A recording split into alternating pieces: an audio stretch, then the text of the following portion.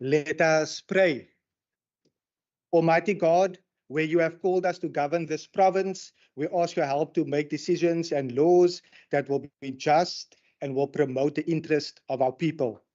Almagtige God, ons bid dat u gedurende ons vergaderings ons die nodige wysheid sal gee en ons motiewe suiwer sal hou en dat u ons sal help om ons tekortkominge te oorkom en al ons besluite aan u op te dra. Sikelele Elizwa letu Sikelele Elizwa letu na Bantubalo Umuseli Ukulungu Kwipondo letu Nkosi Sikelele Afrika Kina Abantuana Bayo Kokela Inkokeli Yazo Yiniki Ikolo I Africa. All this we beg in your name. Amen. You may be seated.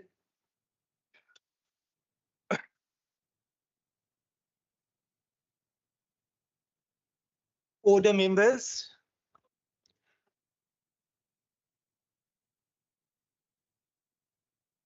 I trust that the membership of this House will remain in order.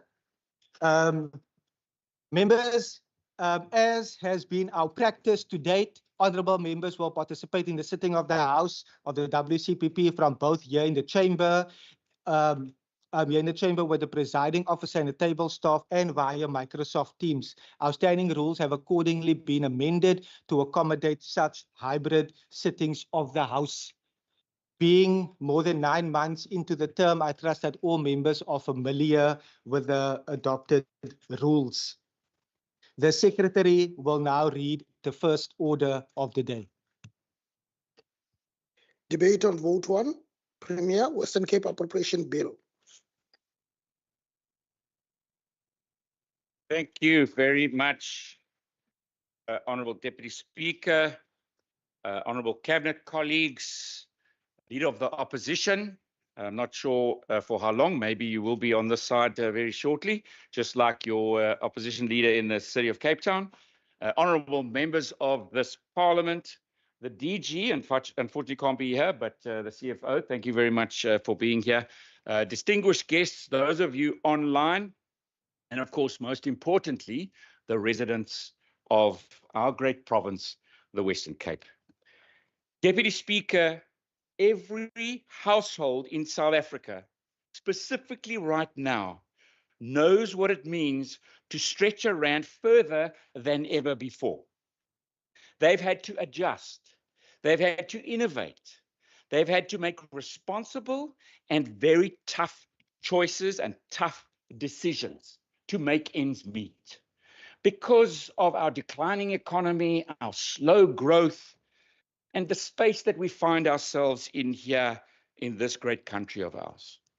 But, Deputy Speaker, the national government is not capable of doing the same thing that our citizens have to do every single day.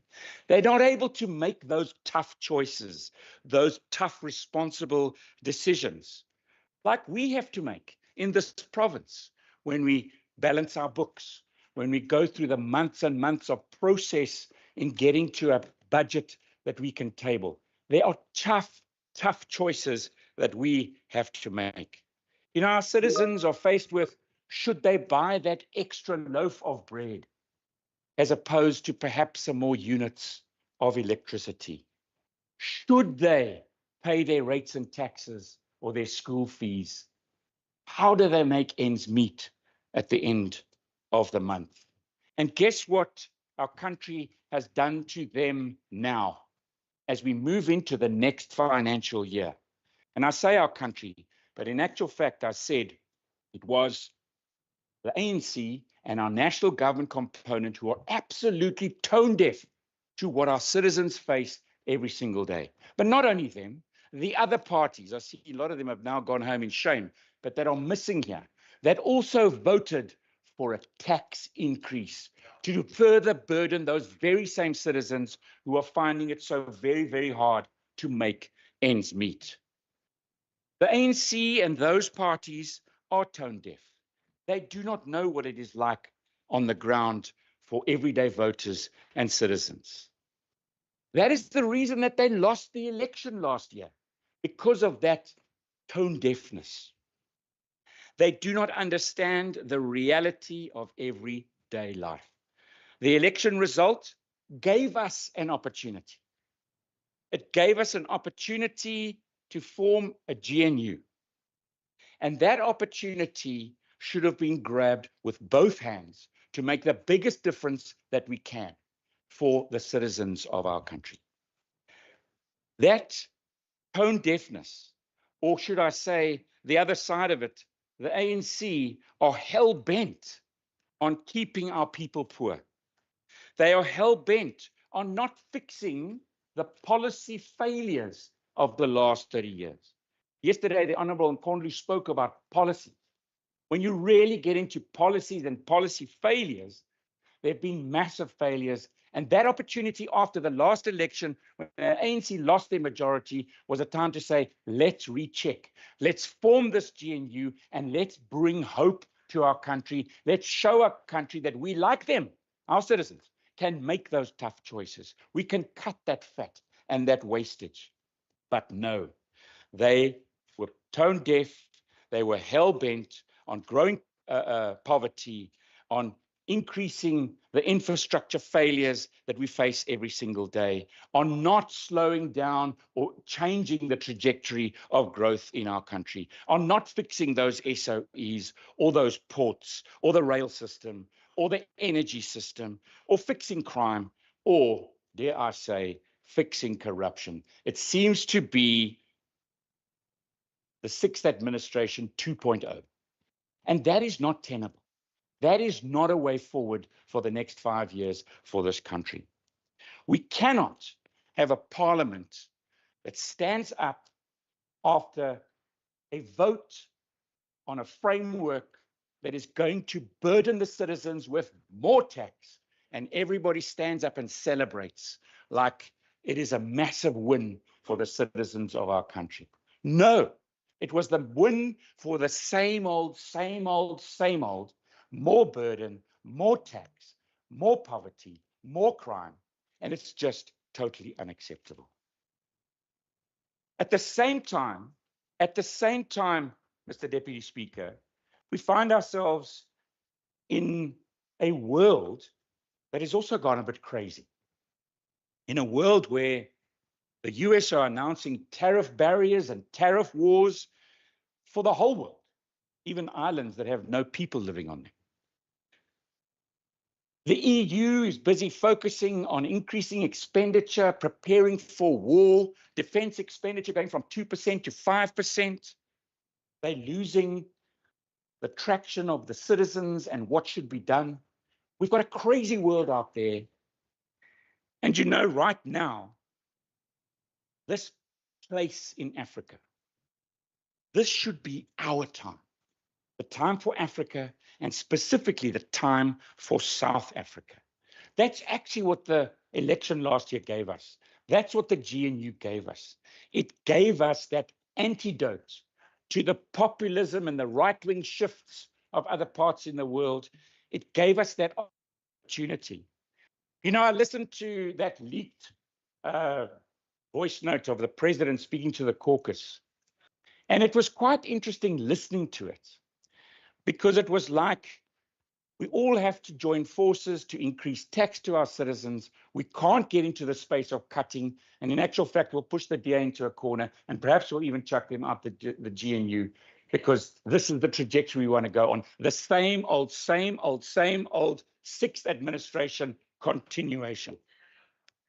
And that is missing the opportunity for the real change here in South Africa.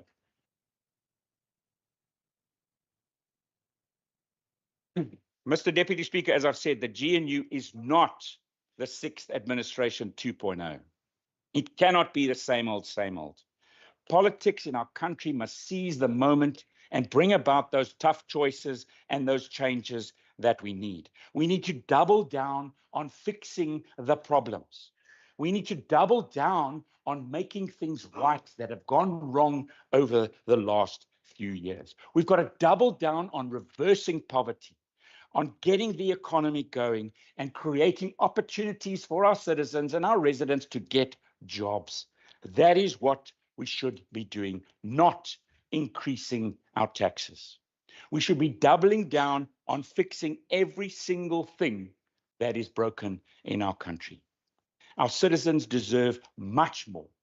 And you know, the irony of that standing up and celebrating the increase in tax to our citizen, the irony of it is that 0.5%, which is supposed to be bringing in money to balance the books because we are too scared to cut those nice to haves, to cut those wasteful things, to fix those broken things. We're too scared to do that, to make the tough choices that our citizens make every single day. And what happens? The JSE loses R1 trillion. The JSE loses 4% overnight. The rand dollar starts to tank. Our economy ends up going into further free fall.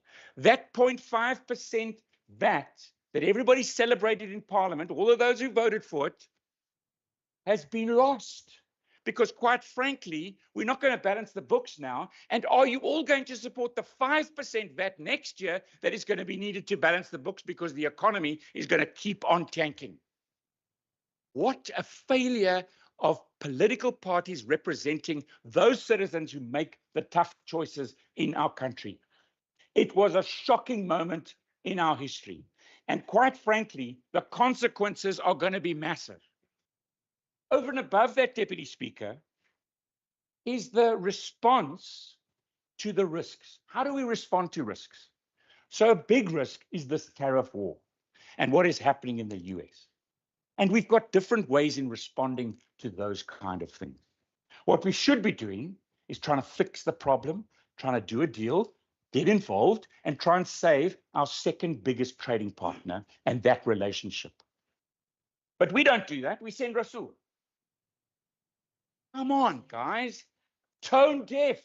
The ANC is totally tone deaf and hell-bent on doing the same old thing that they've been doing for the last 30 years, which has given us what? Slow growth, bad economies, highest unemployment rates in the world, no opportunities for young people, and they missed the opportunity of saying, let's use the 7th administration to do a check. Let's relook at those policies. Let's bring about the changes that we need.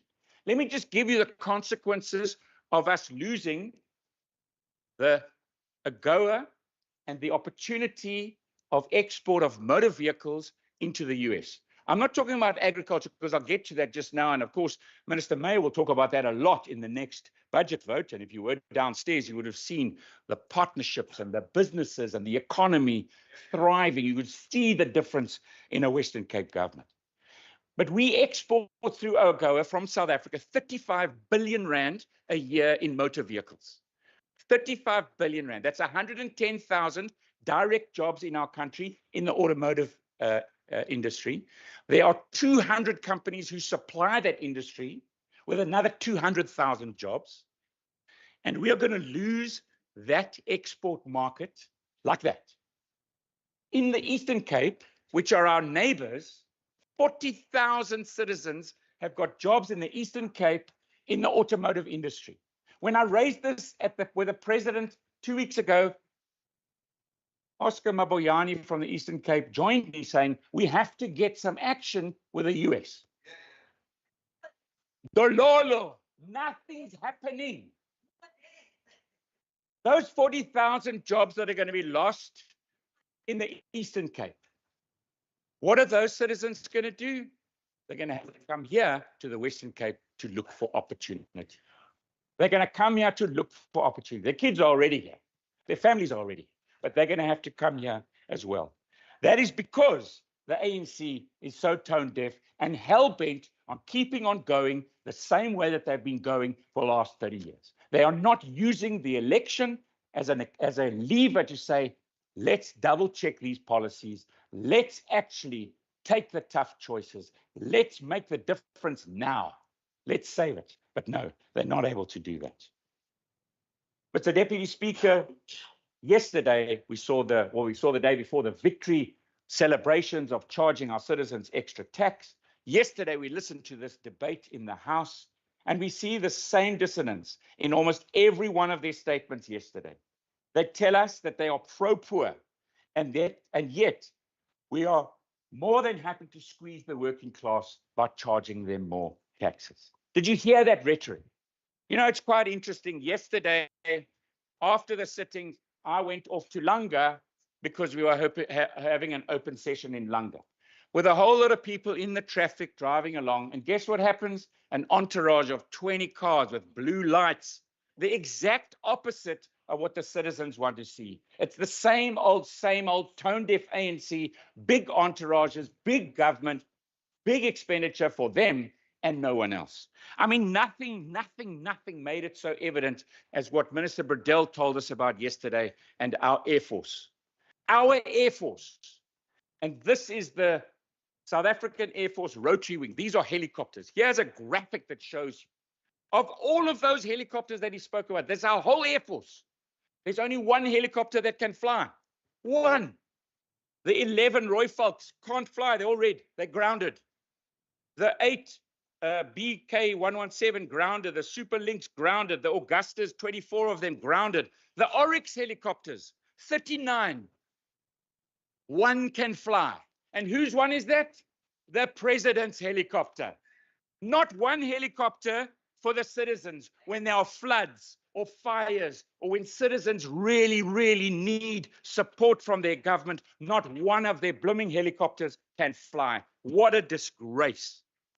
You know, yesterday we also heard about how they cared so much for the poor. You know, I think about, and I heard the Honorable Nkondlo talking about electricity price increases. And she referred to the 11.32% increase. And that is the increase that Eskom is giving their customers, right? 11.32%. 4 times higher than inflation. Who can afford this? Those same citizens who don't know whether to buy bread or not are now getting that kind of increase. In Cape Town, they are absorbing the blow and giving residents in this city a 2% electricity increase. But you know what? Not all citizens in Cape Town are going to be able to get that DA governance and that 2% increase. Not all citizens. Because if you live in Khayelitsha, the place that the Honorable Nkondlo says we care for the poor, guess who supplies them electricity? Eskom at an 11.32% increase. Who cares for the poor? Not them. Not at all. They've shown it time and time again. But you know, Mr. Deputy Speaker, in this government, we are exactly the opposite. We have an apex priority where everything comes together to make sure that we are going to grow our economy, that we are going to create work opportunities for our citizens to get those jobs. That's what we do. And it shows in the results, not in the rhetoric. It's not the same old like the ANC continuing. It's a different space here in the Western Cape. This is where we have the lowest unemployment rate and the lowest youth unemployment rate. This is where we have the highest business confidence rate. This is where we have the highest job absorption rate. This is where people want to come to get services because things work here. This is where the Gini coefficient, the gap between rich and poor, gets better. And you know, it was very interesting. Again, the Honorable Nkondlo said, property prices here keep on going up. Yes. If you go from 2010 to 2025, and you owned a property in the Western Cape, on average, and this is after removing the effect of inflation.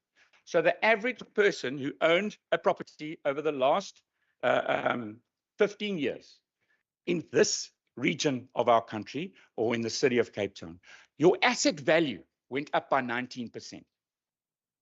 And sure, that's what she was talking about. Property prices are going up. But you know what? What she didn't talk about was what happens if you live in one of the cities that are run by the ANC. Over that same period of time, your property, and look at this graph, in 2010, if your property was there, in all of these cities, ANC run, your property was there, it would be 21% under the value it was 15 years ago. The biggest saving and the biggest investment any family makes in their lives is their home. And if you live in an ANC-run space over the last 15 years, your investment is now 21% less value than it was 15 years before. How sustainable is that? And she complains that the property prices go up. I promise you, I much rather want to live in a place where the value of my asset goes up. Premier, are you able to take your seat? Order, members. Honourable Deputy Speaker, I see the minister. my colleague on the other side said the Premier is lying. That is not parliamentary. Honorable members, I would want to remind you, we have to keep the decorum of the House. I've not personally heard that particular comment, but please let us hold the decorum of the House.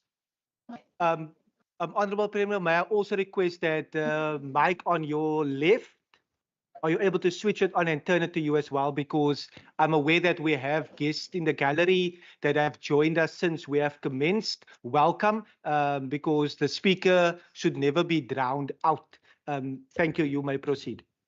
Thank you very much, Deputy Speaker. I appreciate it. So, Speaker, in this province, where there are far more opportunities, where your investments grow, but where we also, as a government, can be trusted to make the right choices, to make the tough choices. And that's what happens at a budget time. You make those tough choices, you put money where you need to put money, you understand the risks that your citizens face, and you try to mitigate those risks as best as you can. And so, Speaker, in seizing those opportunities, we have a massive one, and that's called the G20. I've spoke about that international environment in which we operate and play those markets. We're now going to have to find new markets. We're going to have to really be nimble in keeping our economy going, despite those threats that I've spoken about for our automotive industry or our agricultural industry or our export industry because of the tariff war. We have an opportunity because the G20 comes together for the first time in Africa, and it comes together in this country. And we must use that opportunity to the absolute maximum. And we are doing it here. And I want to say to all of the departments and their teams that are in there, making sure that just like our response was for when we put the World Cup together, where South Africa showed the world our best side, we're doing exactly the same thing. And those teams are working really hard at making sure that we're putting our best foot forward.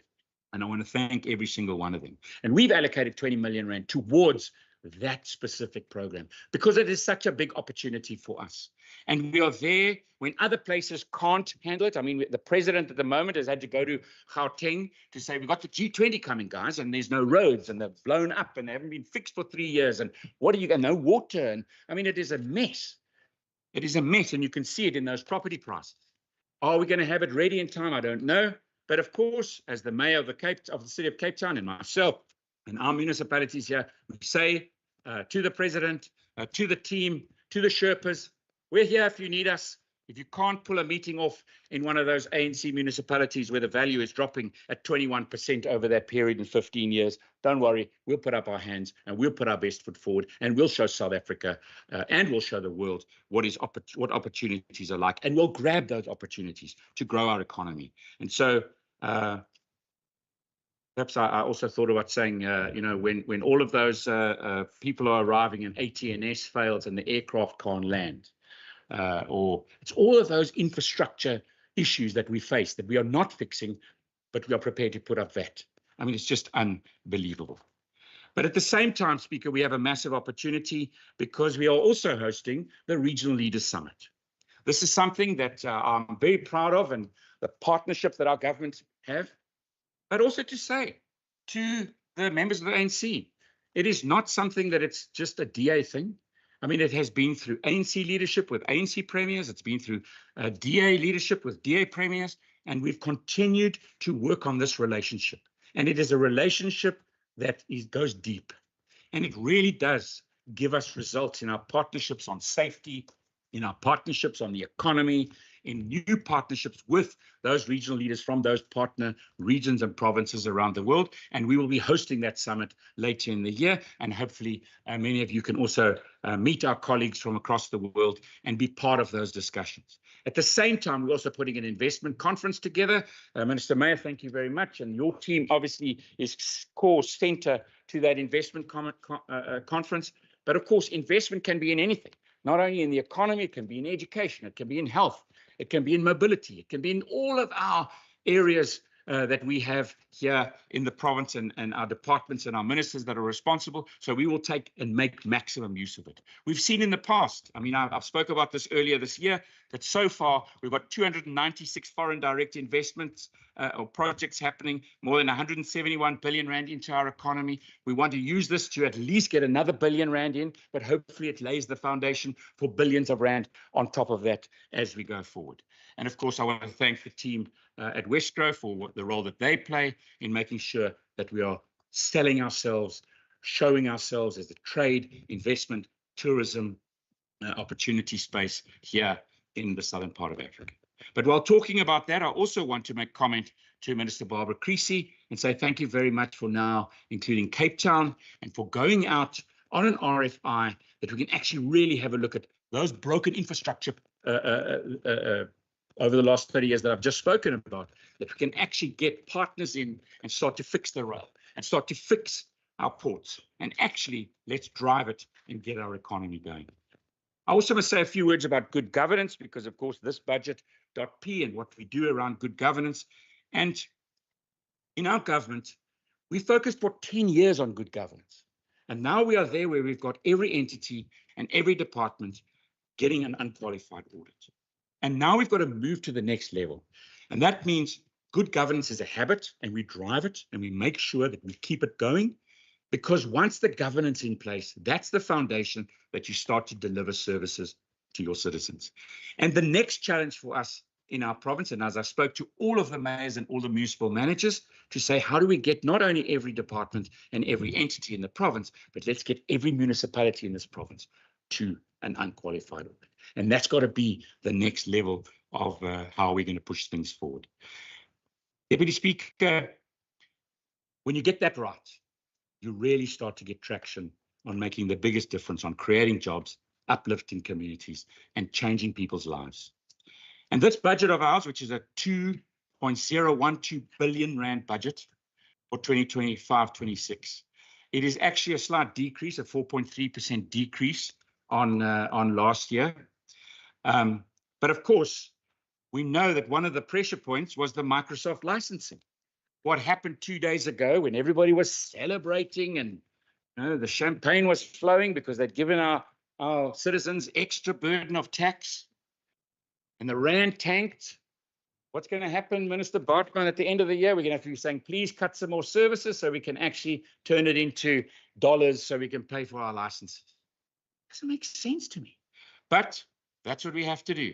And of course, here we've got a reduction. Hopefully, we can stabilize the rand dollar before the end of the year, and we actually don't have to dig deep into our service delivery pockets to fund it. I also want to say that our energy plan and the 35 million rand there, and of course, that's just the coordination and some of the projects. A lot of it happens also in our departments and the DOI and in local government, and of course, the private sector. That's a 70, 80, 90 billion rand project in this province, where we've got 1,000 megawatts in our municipalities coming in now, another 1,000 in the pipeline. We're well on our way to the 5,700 megawatts that's in the plan. That's by 2035. At the independent survey we just had done says we will have power by 2032, enough and more to export. I also want to say that we will continue to bring government closer to our residents through our broadband project, our 82 Western Cape Government e-centers. We'll be expanding those again, a few more.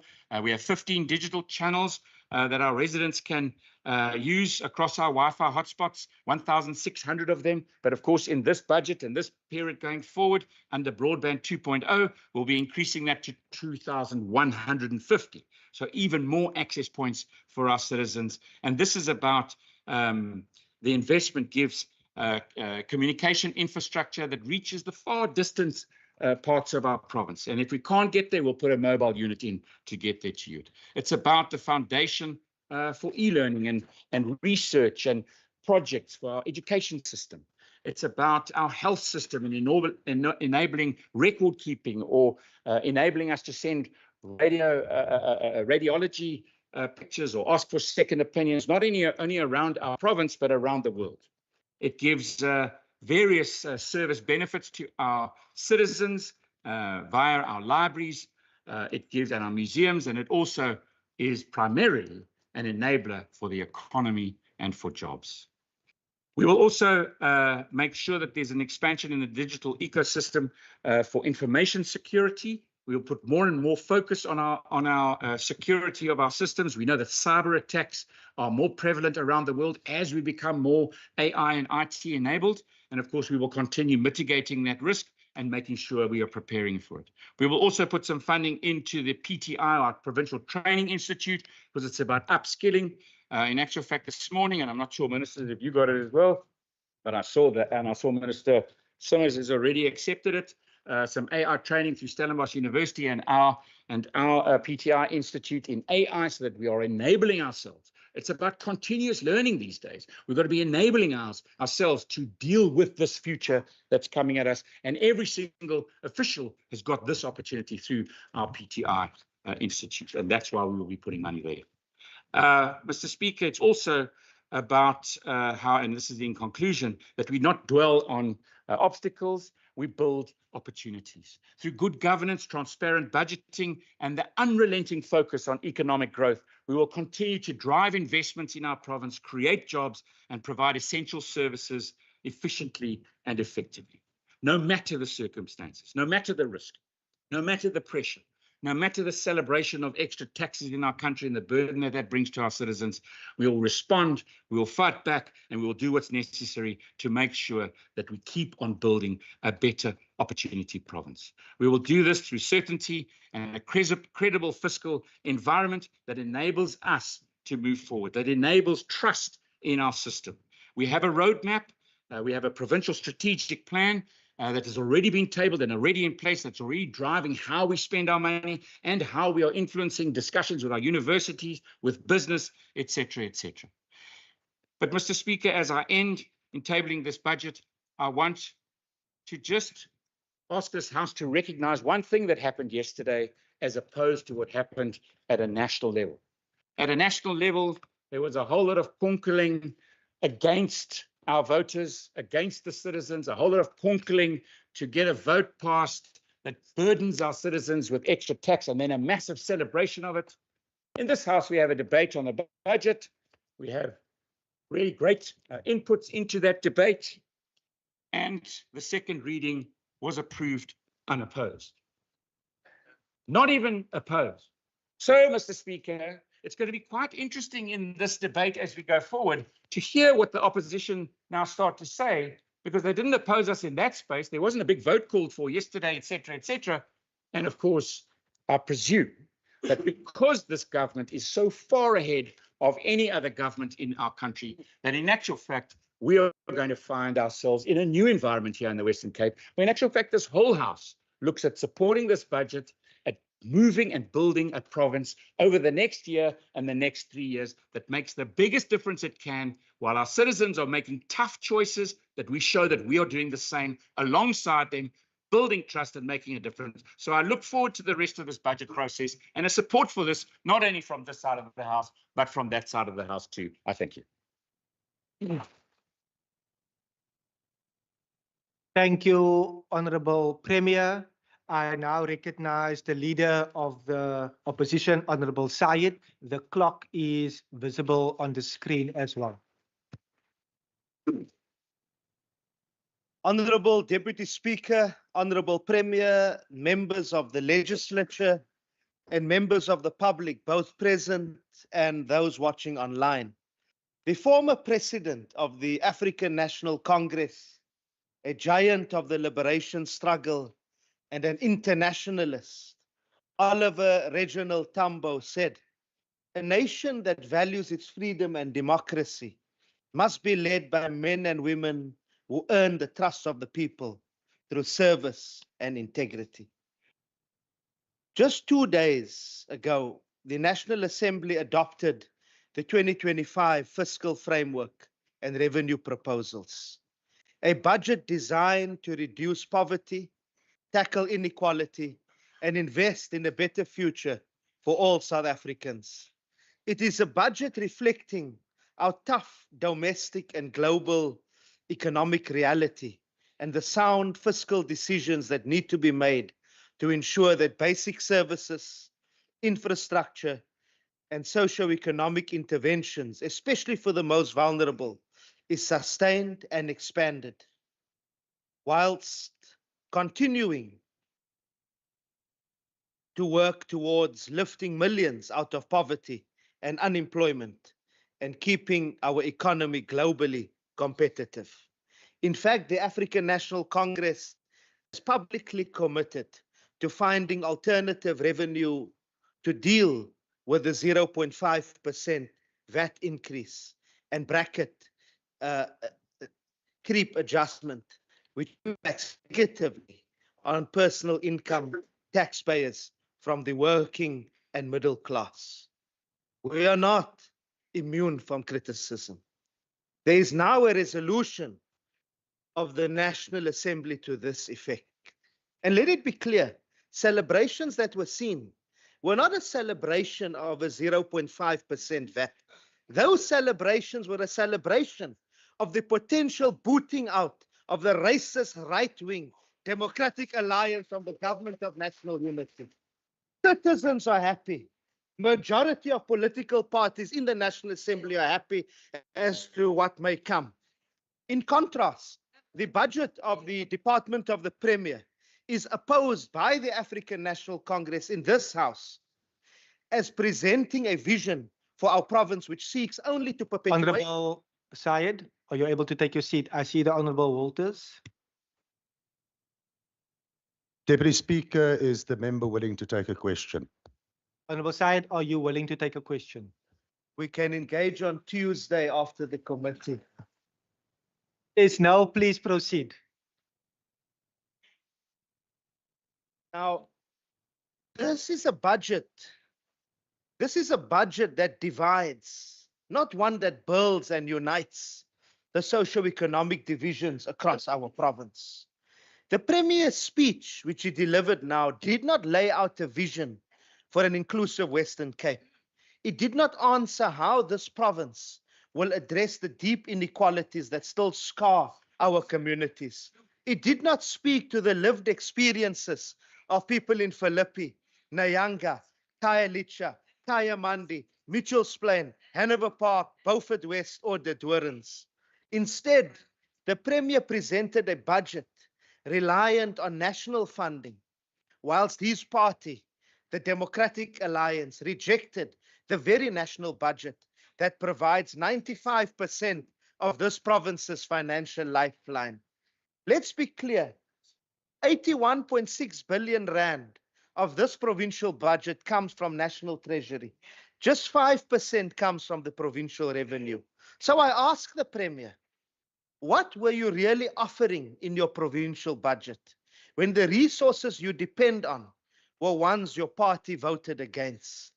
We have false promises and political posturing, not a plan for growth. It's a political blueprint to protect the privileged.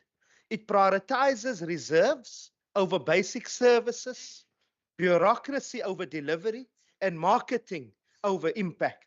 For example, whilst communities cry out for housing, education, and jobs, your government, Premier, earmarks 1.7 billion for unforeseen and unavoidable expenses with no clarity. Another 1.25 billion sits in a stabilization reserve. These are funds that could be used now to address urgent needs. This is what building an inclusive province has come to represent under the Democratic Alliance in the Western Cape. A budget where the poor wait while the privileged are protected. Honourable members, this budget deepens what we call the tale of two Western Capes. One Cape lives in comfort with access to quality education, safety, and opportunity. The other Cape struggles with overcrowded classrooms, unsafe transport, and economic exclusion, which the Honorable Nkondlo will speak to later. This divide is not accidental. It is maintained by a government more concerned with performance optics than the people. Let me remind this House, over 50% of the Western Cape's residents are poor. Youth unemployment remains a ticking time bomb. Housing backlogs are growing while this province fails to spend its housing budget. Yet this budget does little to address structural inequality. And where is the accountability? Honorable Premier, you talk about innovation, yet your Center for E-Innovation employs 339 people at a cost of 221 million rand, with no evidence of real service delivery improvements. You talk about efficient governance, but your own department, the Office of the Premier, employs over 1,000 people, many in high-paying senior positions. In fact, between 2021 and 2025, the senior staff have reduced in number, but their costs have ballooned from 83 million rand to 104 million rand. Where is the value for money, Premier? Premier, you claim to care for children, but where is the funding and support for the Children's Commissioner? Ms. Christina Nomdu was appointed to protect the rights of children, but she herself has said that her office lacks independence and power. After the tragic school transport crash in Mitchell's Plain, the Commissioner raised alarm on unsafe scholar transport for children. What did your government do? Ignore her. Is this inclusion? Is this justice? Or is it silencing those who speak inconvenient truths? And we are still without a youth policy to this day. Then there is your government's foreign policy gambles and geopolitical risk-taking. While national government is working under challenging global dynamics to protect and strengthen South Africa's diplomatic and trade interests, especially with major partners like China, like the USA, and BRICS partners, your MEC for Economic Development, Tourism, and Agriculture, Dr. Ivan Meyer, takes an unsanctioned trip to Taiwan, contradicting South Africa's official one China policy. Under whatever circumstances, this is just protocol breaking. It's reckless. It's reckless geopolitical gambling. Premier, you dodge serious questions about this visit. What is its purpose? Who was met? Were any agreements signed? South Africa's policy is clear. We follow the one China policy. Your silence suggests that the DA would risk national relationships for political games and puts thousands of jobs in the Western Cape at risk, especially in the agricultural sector. On the other hand, our National Minister of Trade and Industry and Competition, Park Stow, together with Minister Lamola of International Relations, will convene a briefing today on South Africa's strategic approach to the new US tariff regime and South Africa's strategic adaptation to US tariffs to advance national interests through policy strategy. In recent weeks, our communities have mourned. They have mourned with communities of Jocelyn Smith, Kwekwe, and Boy and Alu, children who were victims of horrific violence. Marches and petitions have filled our streets. The province is crying out for action on gender-based violence and child protection. But your budget, Premier, in your budget, Premier, there is no urgent, visible response, no emergency funding, no new strategy, no message of solidarity. This is not what leadership looks like. The DA remains pro-poor in slogans, pro-privilege in practice. Premier, you speak of a pro-poor budget, but let us be honest. Your party governs in the interests of a narrow base. At every opportunity to support inclusive national policies, free higher education, expanded child support, transformation of the public service, land reform, the SRD grant, quality healthcare for all, the DA votes no. You undermine the very policies that uplift the majority of South Africans. You govern this province as if it were separate from the rest of South Africa. This is not constitutional. It is not inclusive. It is not sustainable. Honorable Deputy Speaker, this budget fails the people of the Western Cape. It protects privilege. It ignores poverty. It speaks to a narrow few while the many are left behind. This is why today the African National Congress, together with other political parties, and we thank our colleagues in the Patriotic Alliance and the Good Party for their support in having rejected vote 1 in the committee last week. We cannot support a budget that speaks of unity but deepens divisions, that speaks of growth but excludes the poor, that speaks of leadership but avoids accountability. The Western Cape, Deputy Speaker and members, deserves a government that sees, hears, and serves all its people. I thank you.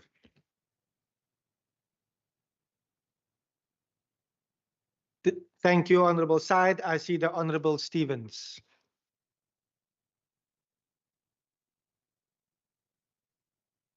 Thank you, Deputy Speaker.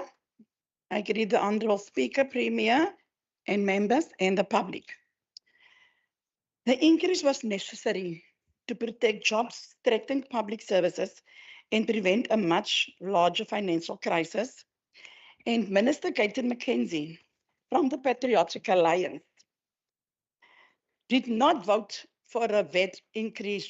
He voted against a 2% increase. Yes, he voted against a 2% VAT increase hike and fought hard to reduce it. And through tough negotiations, Minister McKenzie and his team successfully brought the increase down to 1%, implemented in 2 phases of 0.5% each, one in May and one next year.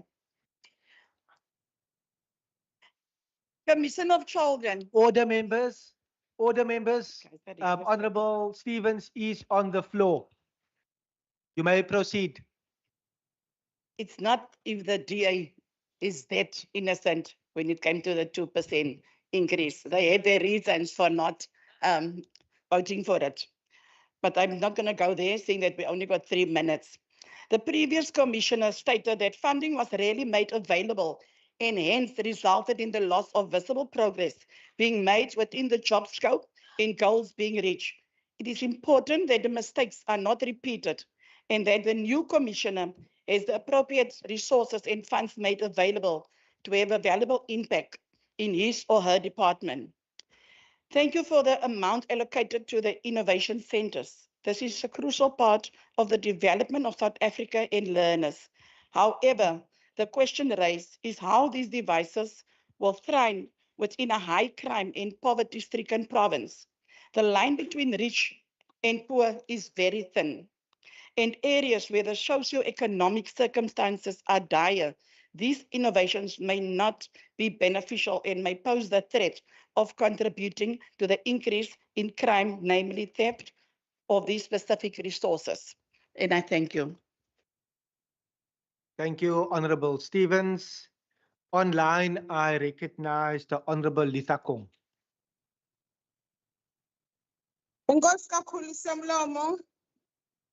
Greetings to you, the Honorable Premier, community at the gallery and the House at large.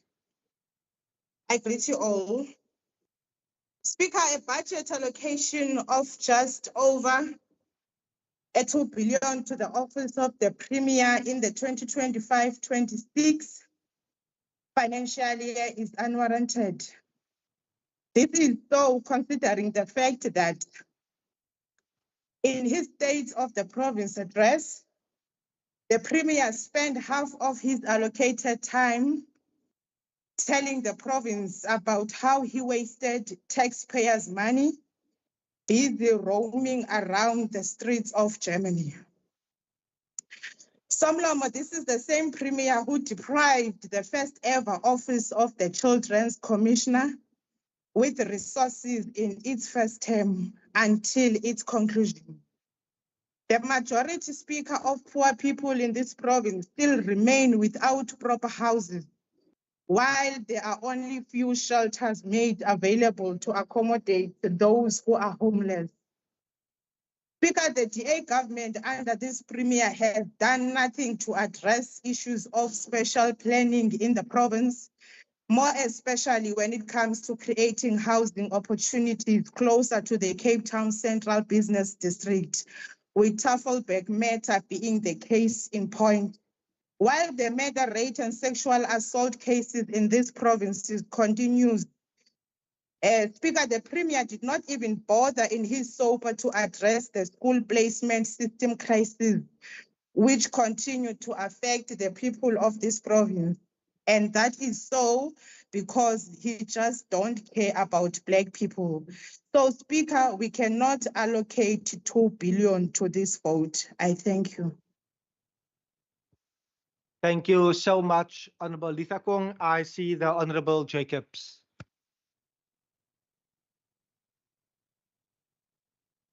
Thank you, Speaker. Yes, sir. Right, yes. Greetings to all. I greet you all in the name of the Most High. Speaker, the Department of the Premier noted that jobs for growth is the plan for the future to build the province. And it looks to build an educated, healthy, and caring society through this program for the next 5 years. But Premier, cutting 2,400 jobs for teachers in the education sector for the 2025 academic year, that makes a mockery of your plan for an educated society. Or is the no-fee schools or the 80 children in a classroom on the Cape Flats or the poor areas in the Western Cape not really included in your plan? So we ask of you, Premier, to allocate the budget to those areas as a matter of urgency. Premier, you state that the people's experience in the Western Cape provincial government must be improved indeed as a matter of urgency. The allocations of funds should be used to improve not only buildings where windows are broken, but clearly there's a need for services to be rolled out. We're also noting that the Premier is very serious when it comes to AI and digital transformation in the Western Cape. We hope that the Premier takes in account when he's spending that billions on the digital rollouts. Premier, let your team investigate the service providers and prevent them from using illegal foreigners on all broadband infrastructure rollouts across the province.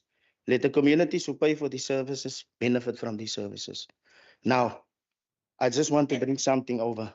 Speaker, when we talk about land expropriation and we talk about that bill, it will affect the Aboriginal and the Coloureds and those people. The Democratic Alliance was willing to make a bargain with the ANC to say, scrap that bill that will benefit Coloureds. Scrap it. Don't worry about the Coloureds. Then you can go up with the tax. They did not want to give them to the, they didn't want it to give to the DA. They didn't want to get rid of the NHI bill. And then the DA walked away and said, no, we're not supporting this vet raise. But they were going to support it if they got what they wanted. Sellouts. Thank you so much, Honorable Jacobs. I see the Honorable Van Minen.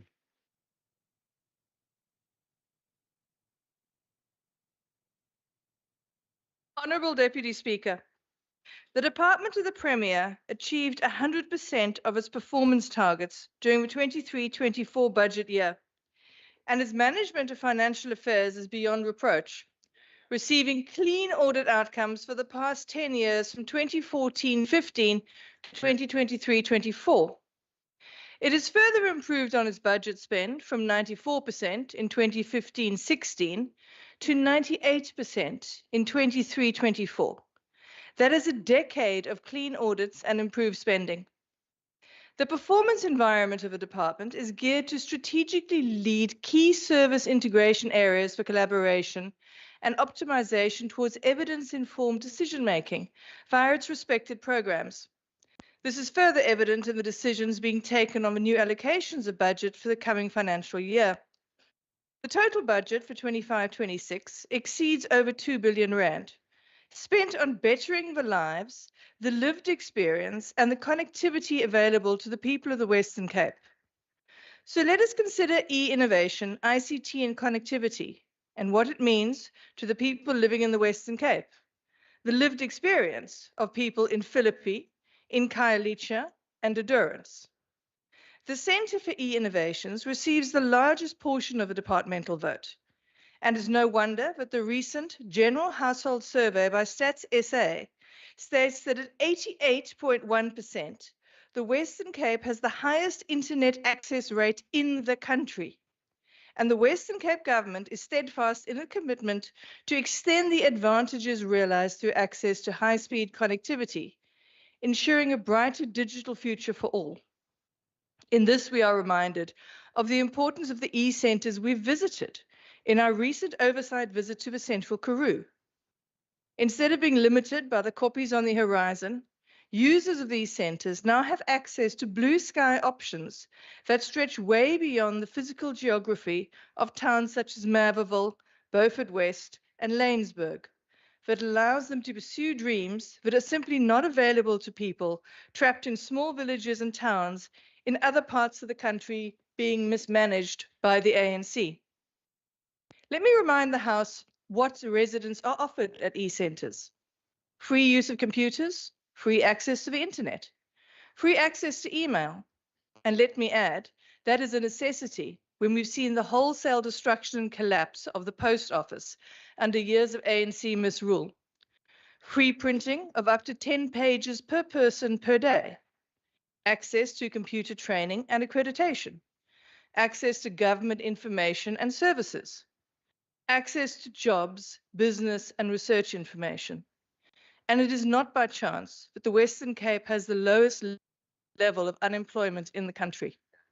In short, what we see is that through improved ICT availability, the Western Cape eCentre program is opening doors to better education, to employment, business opportunities, fueling socio-economic development in communities where it is most needed.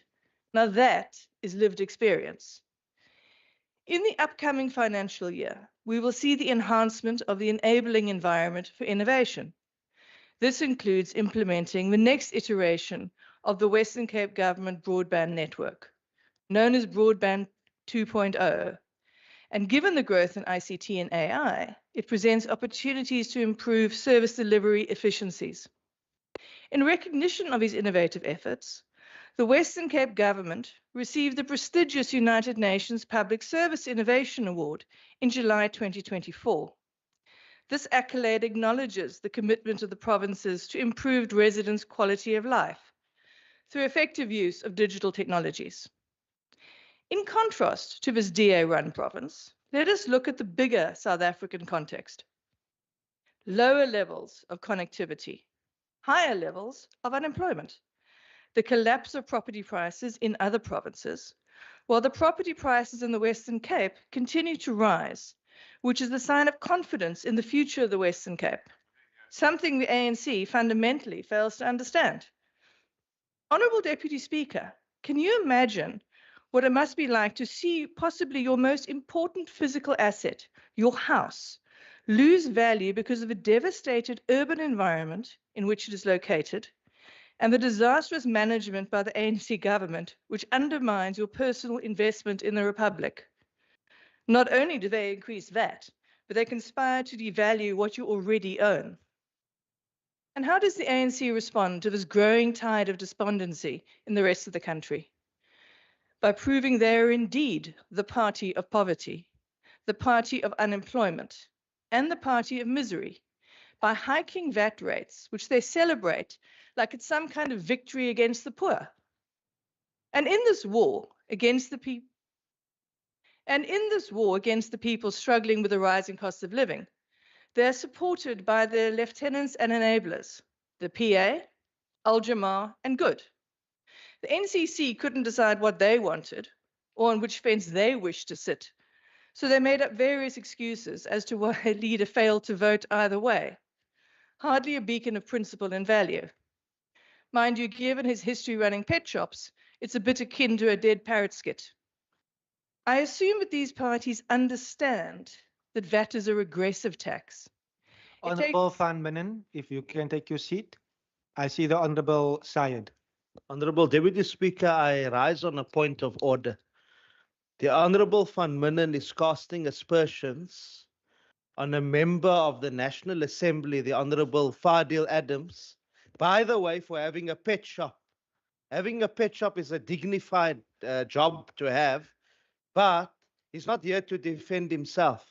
He's not a member of this House. Thank you so much. I will listen to the answer and if need be revert back to the House. However, in saying that, I am not going to entertain the content because it is a political debate. But like I've indicated, if need be, I will revert back to the House. Honorable Manan, please continue. Thank you, Mr. Deputy Speaker. I assume that these parties understand that VAT is a regressive tax. It takes a larger percentage of income from low-income individuals than from the middle classes. Basic goods get more expensive and directly raises the cost of living for the poor and results in a lower disposable income, which impacts on savings for emergencies, healthcare or education, and widens inequality. And the ironic twist in this war on the poor, the VAT hike effect takes effect on the 1st of May, Workers' Day.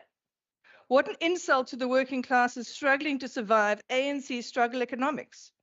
Hardly the outcome the Honourable Syed seems to be lauding. However, at least in the Western Cape, the DA-led government strives to continually improve and assist the residents of our towns and villages with not just connectivity, infrastructure, education and healthcare, but also with initiatives that look to the future, such as the Energy Resilience Plan and the Water Resilience Plan. Plans that look to how the Western Cape can continue to future-proof our residents when we know that the national ANC government will continue to fail them and drive the nation towards the fiscal cliff. In the Western Cape, we see a growing population. And Cape Town has now grown exponentially in the last 20 years to almost 4.8 million residents. And this indicates that not only are people voting for the ANC in the ballot boxes, pushing the ANC below 40%, but also voting for the DA with their feet by moving to the Western Cape. And nowhere is this more visible than in the leader from the opposition in Cape Town, Councillor Majingo, literally walking across the ANC. Maybe it's time to reintroduce the walkover period, and we can call it the Majingo motion. To return to the 10 years of clean audits and increased spending, the Department of the Premier, it is important to read the report of the Standing Committee in the schedule to the Western Cape Appropriation Bill. Whereas the majority of the Standing Committee considered and supports Vote 1, the usual suspects, being the ANC, the PA and Good, decided, unlike their avid and celebratory support of increasing VAT, not to support it. And that speaker tells us everything we need to know about the trio of economic succubi who spend their political capital sucking the lifeblood out of the economy, alienating trade partners with appalling diplomatic picks, renaming roads in order to pull some kind of tasteless prank, and self-congratulating each other on ignoring all the public participation, which indicated overwhelming opposition to the VAT increase and pushing it through anyway. In conclusion, effective departmental leadership, coupled with a commitment to innovation and e-services, plays a pivotal role in driving organizational success. By fostering a culture of creativity and embracing technological advancements, departments can enhance service delivery, improve customer experiences, and streamline operations. Furthermore, sound financial and strategic management ensures that resources are allocated efficiently, supporting sustainable growth and long-term goals. Together, these elements create a strong foundation for achieving operational excellence, enhancing competitiveness, and adapting to the dynamic changes of the modern landscape. As the DA, we support Vote 1. I thank you.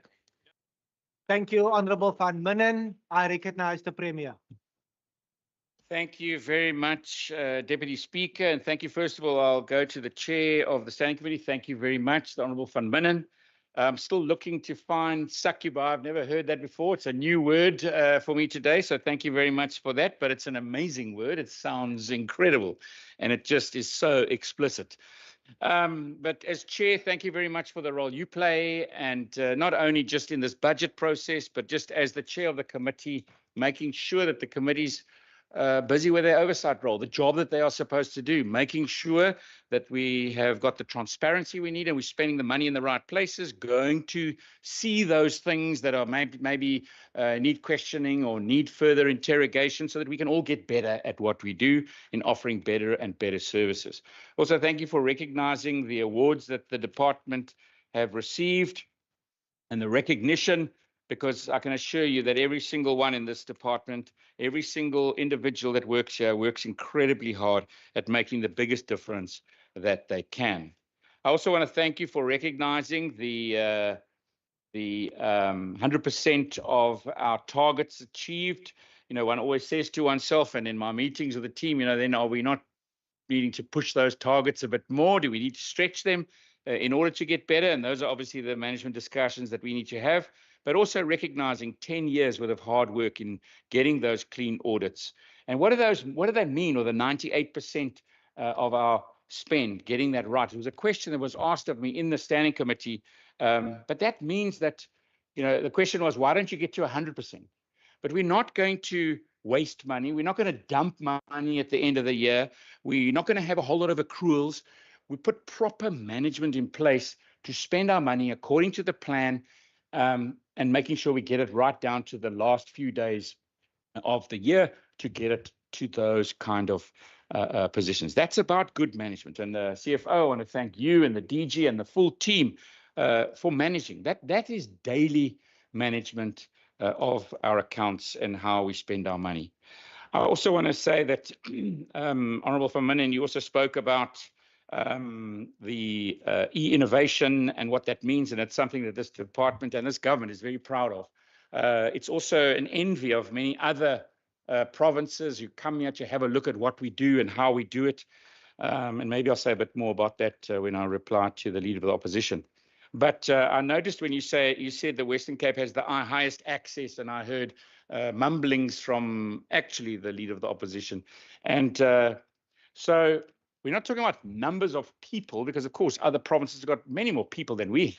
But let's talk about access and household access. And this is over and above the free access that we give in the hotspots or at our libraries or our schools, etc. So if you look at households with internet connectivity and internet access, in Gauteng, that is 16.7%. But in the Western Cape, it is 25.8%. And so it is true. It's not untrue, Leader of the Opposition. But thank you very much to the Honourable Van Minen. I want to then say, I'm going to go back in reverse in reply. I think so. I'll end with the Leader of the Opposition. Can I say to the Honourable Jacobs, thank you very much for your contribution. I know that you spoke about the teachers and you spoke about the 2,400, and obviously that was a last year's number. You need to get with a program in this year's number and where we are now and in the budget, and listen to the reports that the Minister of Education is giving on where we are. But it goes back to the start of this debate, and when I said we have to make really tough choices. Some other provinces don't make those choices, and they get to the space where they run out of money by the middle of the year. What's the point? I mean, you can't then deliver any services whatsoever. So we make those tough choices. That number was the last year's number. Go and have a look at what the current number is, number one. But number two, sorry, wrong debate. That's another one that's coming a little bit later. You spoke about let me get to the digital rollout. When you spoke about who pays. So this program in the digital rollout, people don't pay. This is free access to the internet. No other province gives the data volume that we give, the free access number of free points. They don't pay for it. It's part of this rollout program of the 1,600 free Wi-Fi hotspot units with gigabytes every single month of free access. But then the point that you made about expropriation. And this is where it's about economics 101. It's about this predicament we find ourselves in South Africa, where our unemployment rate is the highest in the world, where we don't get the investments. And when someone who buys a house in Mitchell's Plain and actually has the advantage of their asset growing in value, unlike these assets losing value, and they own their home in Mitchell's Plain, and they've spent a lot of money on it, and they've expanded it, and they've invested in it for years, and they want to give it or leave it to their children. It's the biggest asset that they own. And imagine, well, first of all, imagine being the children of these families who own these homes, when they say, please don't leave your house to me because I don't want that. It's losing value. It costs massive rates and taxes every month, and I get no services for it. But in this province, it's very different. But the expropriation without compensation is the risk. Expropriation exists already in the Constitution before that last piece of legislation. It exists. But the check and balance is that if you don't agree with government expropriating your house in Mitchell's Plain, you can go to the court and you get a proper valuation in that process. They can expropriate. And you know what? Let's use a current example. Let's use a current example of what the risk is. So there was a farmer who comes from the Cape Flats. His name is Ivan Kluti. Ivan Kluti actually received an award from me many years ago as an outstanding entrepreneur, a pig farmer. He had 90 producing sows, but he was on a piece of city land. And what we did is we said, let's get this guy onto, through the National Department of Land Reform, let's get him onto a piece of property where he can actually grow his business. I mean, he's got an entrepreneurial award. He's doing unbelievably well. And what happens is he gets onto his piece of land. A lot of fighting, a lot of time. He eventually gets a proper farm that produces a proper pig farm. The thing that's going to make him into a mega farmer, because he's got all the wherewithal to do it. Guess what happens? The national minister decides one of the ANC cadres actually deserves that farmer, not Ivan Kluti. He gets chucked off the farm and one of the comrades gets given the farm. No compensation, no rights, no nothing. Now, if that happens to Ivan Kluti, imagine it will happen to everybody. And that's the risk that we have to take away, because that is the basics of a law society where you've got systems in place that recognize investment, that you can be trusted. And that is the problem. The ANC have knee-jerk type policies that have failed for 30 years, and they keep on with it. It's unbelievable. To the Honourable Lita Gong, thank you very much for your input. Also, a lot of what you were talking about was the wrong debate. But you spoke about the waste of taxpayers' money on visiting Germany. Please put a question in on the costs of the trip to Germany. But just for your information, my invite came via the Bavarian government and the Hans Seidel Foundation, and they paid for the costs. So it wasn't a waste of taxpayers' money. And in actual fact, it's exactly the opposite because of what they give us and what they invest here when it comes to things like the safety of our citizens and really working hard on changing safety. Let's just have a look at the difference in Delft that Bavaria House has made in that investment in Delft. And it goes on and on and on. And of course, then you spoke about housing, sorry, wrong debate. You spoke about spatial development, sorry, wrong vote. You spoke about schools, sorry, wrong vote. We need to actually try and stick to the votes that we're dealing with. And thank you very much for the rest of your inputs. Can I then move on, Mr. Deputy Speaker, to the Honourable Stevens? Quite frankly, it is totally incorrect. I mean, you were here trying to make excuses for your honourable leader. Absent. Benchman. Absent. Delil P. Yes. Gayton McKenzie, yes, VAT increase. Don't come here with your stories about, in actual fact, he was fighting for this and that. Quite frankly, he voted to charge our citizens more money every single month. They've got to make those choices between bread and electricity because they're paying for more VAT. Thank you, Premier. Yes. Honourable Deputy Speaker, is it allowed in terms of the rules for a speaker to play a recording? He's supposed to be speaking, not playing recordings. We're going to also start playing recordings from now onward. Honourable members, order, order, order. There's no explicit rule in that regard. There's no explicit rule in that regard. Premier, I will encourage you to continue using your voice and not audio at this particular junction, but also, can you please speak through the chair?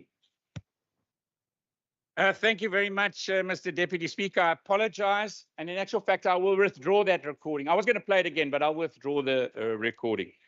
But the Honourable Stevens, your leader definitely did vote for more tax to our citizens. That is undeniable.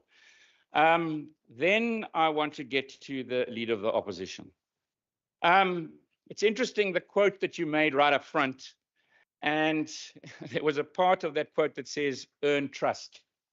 And of course, the ANC 2 days ago lost all trust when their vote actually went to charge the citizens more tax.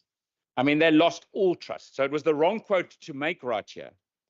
And of course, again, you know, he just keeps on and on. It's like the Sixth Administration 2.0 in every single thing that the ANC do. And it's exactly what they were doing in that budget at national level. I also want to say that he spoke about lifting millions out of poverty, and he spoke about keeping competitive. And I thought, wow, what millions are lifted out of poverty? In actual fact, people are poorer today than they were 10 years ago. It's not lifting people out of poverty. People are getting poorer in this country. Unemployment is getting worse. Youth unemployment, the worst in the world. So it's exactly the opposite to what the honourable member was talking about. He said keeping competitive. Jeepers, we are not competitive. The competitiveness of Cape Town Port. Let's talk about that. The worst in the world that gets measured. I mean, unbelievable under his party's watch. Not competitive at all. And that's exactly what we were talking about when we said we need to make sure that we don't charge VAT to our citizens. We find those alternatives. And that's what the whole debate has been about. Let's find the alternatives. Let's put the cuts on the table. Look at those documents that the DA put on the table at national level on where we will find the money. Lots of thought went into those documents on where you could find that money and more, so that we could become more competitive, so that we could make sure that we lift people out of poverty. But no, his party decided to rather charge the citizens more VAT. Unacceptable. Then he speaks about the 1.7 billion rand in unforeseen or set aside for unforeseen circumstances. Let me just refer back to this. Helicopters. When there is a fire or there are floods in other provinces, guess what? It is this province that sends helicopters and 4x4s and rescue personnel to go and help it. You know, Deputy Speaker, I remember a picture, it's vivid in my mind. There are these devastating floods in KZN. Horrendous. Thousands and thousands of our citizens suffering because of these floods. And we send the next day helicopters, 4x4s, and disaster people. And it was interesting because when the Premier of that province was addressing the media, he stood there addressing the media, and right next to him, advising him then on the update on what was happening, was the very Colin Diner, which we sent from this province, because they had no response. How can you have a response when there's no helicopter that can fly? You know, once last year, we then said there's a major fire and we now need extra resources from the presidency. We got hold of the presidency and said this helicopter must now come from Pretoria to come and help our residents, because we're going to lose homes. We're going to lose people's ability, and probably people are going to die. They said no, it's on standby for the president. We then said we are going to the press with this. And only then did they say, okay, we will release that helicopter, that one helicopter. It is unacceptable. So the 1.7 billion is for floods or fires or unforeseen circumstances. That's what this province does exceptionally well. And every other province is super jealous of this province and our ability to respond. Let's talk about the last floods and how quickly Minister Simmers and the DRI team step in and replace those bridges, fix the problem, repair the roads, get the things back up and running. You know that the president went to Johannesburg to talk about the readiness for the G20, and in the middle of Johannesburg, since the 8th of September 2023, The 8th of September 2023, you'll never forget those visuals with that explosion of the road, taxis flying in the air. Dis nog nie reg nie. Still not repaired. So, of course, that's why we have to have unforeseen. We've got climate change staring us down a barrel at the moment. We have to be responsible as a government. And what he suggested here today would be totally unacceptable. Totally. Then I also want to say that other regions are also seriously jealous of how we and what we do. And he spoke about innovation and what we do about innovation. And you know, that's one other area, other than our ability to respond to disasters. It's our innovation that comes out of this government. It blows my mind every single day. If I think back to what we did during the pandemic, 6 weeks building the biggest hospital, field hospital on the African continent, the delivery of meds to our citizens. But I think about the rapid school build and that innovation that comes out of what we managed then. It is unbelievable. Honorable Premier, are you able to take your seat? Baie dankie, Honorable Speaker. Honorable Speaker, kan die premier miskien 'n vraag beantwoord? Are you willing to take a question? Baie dankie vir dit. Premier, is u bewus soos u praat nou? In Cederberg brand dit en ek het geen helikopter gesien daarna toe gaan. Thank you very, very much for that question. Yes, the answer is yes, and ons is op het. Order, members. Members, the Premier took the question. He answered the question. You may proceed. Order. We are wrapping up vote 1. Thank you very much. You know, I was speaking about innovation and whether it's robotics in our hospital or the rapid school build or the Path Lab or our CSI, whether it's our AI adoption and how you're seeing it being adopted across our departments. Other provinces and other departments across the country are super jealous. And you know why I know that? Is, you know, when we have assessments of our senior officials, we sometimes ask other officials to come and assess them from other provinces. And I was busy in an assessment, and one of the Director Generals from another province said, you know, when we come to the Western Cape and we see you in your 4U shirts and we see the innovation coming out and we see how you get things done and how ministers and their heads of department work together and how you administrate, we get so jealous because we are not able to do that in our province. And I'm very proud of that. And we work really hard at that. And, you know, so we've got to make sure that we keep on. Oh, I was got a whole lot of other stuff I was going to talk to the leader of the opposition about in his debate. He needs to go to but perhaps then, Deputy Speaker, I will. Order, members. Perhaps then I will just then finish off that, and I know that I'm not allowed to say that he was lying, but I will say that the untruth about youth policy in his debate. The youth policy comes from 2013. You will see the youth policy in action in our PSP. You will see it in our G4J. You will see it in every single one of our departments. So please, he mustn't come here with untruths in a debate. If he feels it's not effective, he must come up with substance. He can't come with jabs and run away. It's just unacceptable. And so with that, Mr. Deputy Speaker, can I thank all of those who took part in this debate. We will continue to make sure that we have effective government, responsible government that builds trust with its citizens. We will focus on making sure everything we do grows our economy, reduces poverty, makes more and more opportunities for our citizens. Like all the data shows us, we will keep on doing it, not only for this province, but for this great country, South Africa, because we've got to show that there is an alternative to voting for VAT increases and celebrating that fact. There is an alternative, and it is right here in this very province, the Western Cape. Thank you very much. Thank you, Honorable Premier. Members, that concludes debate 1 of 8 for the day. Een van 8 vir die dag. I thank the CFO for your attendance here as well.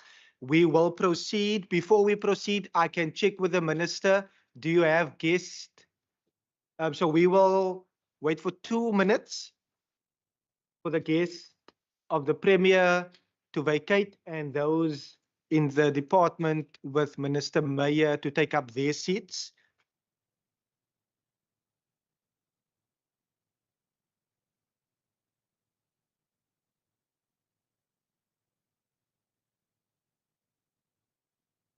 I will allow the Secretary to read the second order of the day.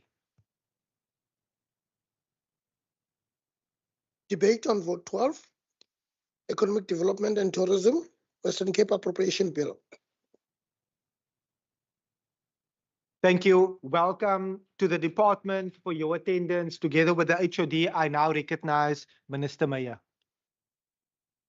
Thank you, Honourable Deputy Speaker, and to our Premier, my Cabinet colleagues, members of the House, Honourable leaders of the official opposition, and leaders of other political parties present here today, but also to our members of this House who are on the online platform, as well as all the government officials watching or listening on the social media platforms.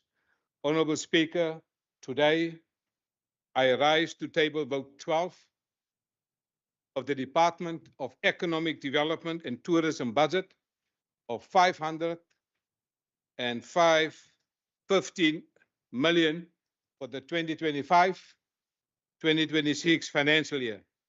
Speaker, the Premier outlined his government's vision during the SOPA and called on his government and administration to step up. Honourable Deputy Speaker, the Premier promised to build a government that people could trust. Because the people trust his government, he received an overwhelming electoral mandate on the 29th of May 2024. Speaker, 2025 started rather unusual. Our context is thus business unusual. Stepping up is a call for action within a fast-changing global economic environment, which the Premier has outlined in his speech just a few minutes ago. The global political economy has rapidly changed since the beginning of 2025. Honourable members, before I signed the Westgrow 5-year strategic plan for 2026 till 2030, I carefully read and analyzed the situational analysis and the global outlook. The geopolitical landscape changed in Washington on 20 January 2025. In his first 15 days in office in Washington, President Trump signed 53 executive orders. And just yesterday, his administration announced US trade tariffs that will have far-reaching consequences for economies around the globe. We have seen the trade tariffs imposed by the US administration and punitive measures against South Africa. Funding and aid were cut from South Africa. But honourable members will know in this House, we believe, don't waste a good crisis, sir. Yes. South Africa and the Western Cape have now a golden opportunity to conduct complex and an honest analysis of our current state of the nation and as a province. Every crisis presents an opportunity, just like we had during COVID-19. We must and will come out stronger because of the resilience of our people, our business, our farmers, and our institutions. South Africa has great opportunities, but we must consider these hard facts to create breakout economic growth. The World Bank in its report, Unlocking South Africa's Potential, Leverage Trade for Inclusive Growth and Resilience, reflects on the findings about South Africa's trade and competitiveness since 2010. And they are: South Africa's export market declined and diversification has stalled. South Africa's exports on the African continent have expanded faster than any other regions, but there remain constrained tariffs and logistical barriers, specifically in relation to SACU. A few firms have dominated the exports. Increased transport and logistical costs have penalized the competitiveness of South Africa's exports. In the next page, I will detail out some of these things. But there are barriers to economic growth, and this is an apex priority of this government, to grow the economy and create jobs. But there are barriers to economic growth, namely investment barriers, export barriers, economic growth barriers, job creation barriers, trade barriers. All these barriers are on the door of the ANC national government that caused these barriers. But we're not going to sit here and cry. Deputy Speaker, let me now turn on how we will turn these things around in the field of trade. New trade agreements present opportunities for trade and diversification. Last week, I met with the agricultural sector, and many left for India last weekend to look for new markets. Improving trade facilitation and addressing non-tariff barriers. Policy reforms and investment are needed to keep companies to export. The Premier has alluded to this. Looking ahead requires structural reform. For South Africa to grow, we need structural reform of the economy. And the Premier has alluded to this. No new taxes, including VAT and company tax, because VAT is a regressive tax. It makes people poorer. And when you say one of your priorities of the GNU is to reduce poverty, it follows naturally that you will not increase VAT. And yet the ANC celebrate the increase of VAT and therefore by implication celebrate the increase of poverty. We believe in creating a pro-business and growth measures, a comprehensive spending review to reprioritize in the region of 60 billion rand, increase revenue without raising taxes, potential essential services, and protect the most vulnerable. And by the way, for those people who thought the budget was approved yesterday in the National Parliament, simply does not understand the fiscal and economic and budget process. That was not the budget that was approved. That was the fiscal framework, because ministers must still go to Parliament to defend their budget, just like me now defending my budget. So you are wrong when you say the budget was approved. It was the fiscal framework, honorable member. It was not the budget. So I hope people understand, because you've been elected. Order, members. Order, members.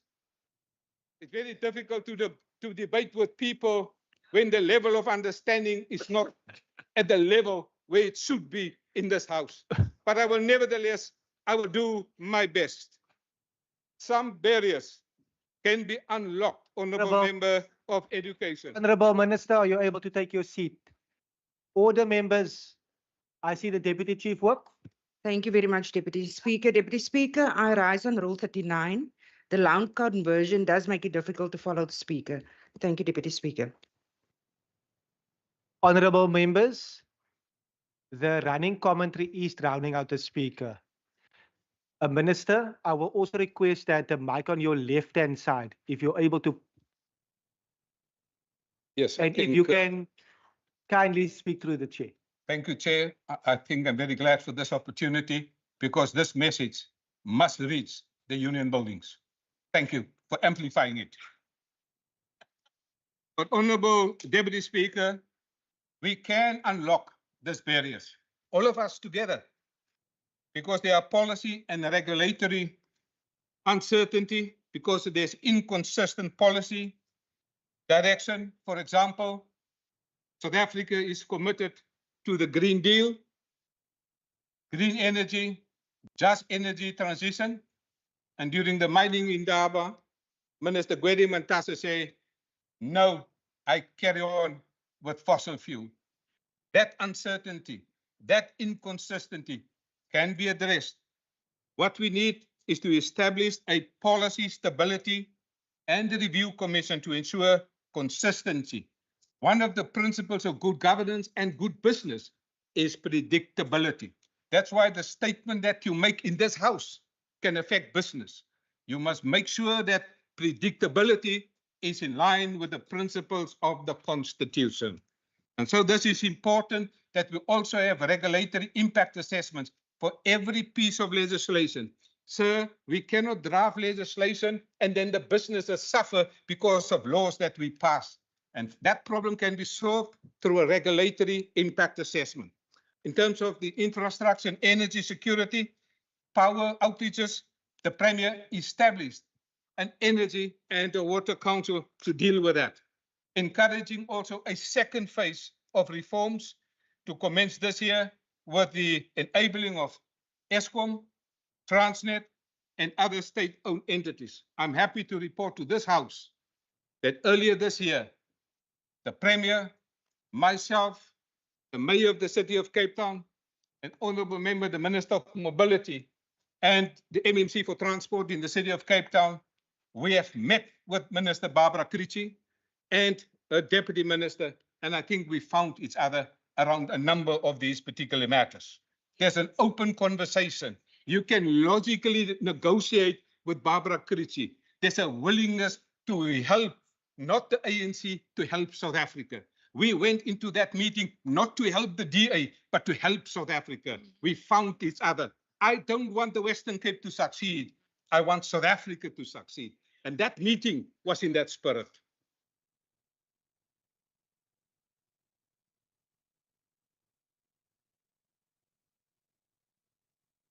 Also, Honourable Deputy Speaker, the Premier has alluded to this.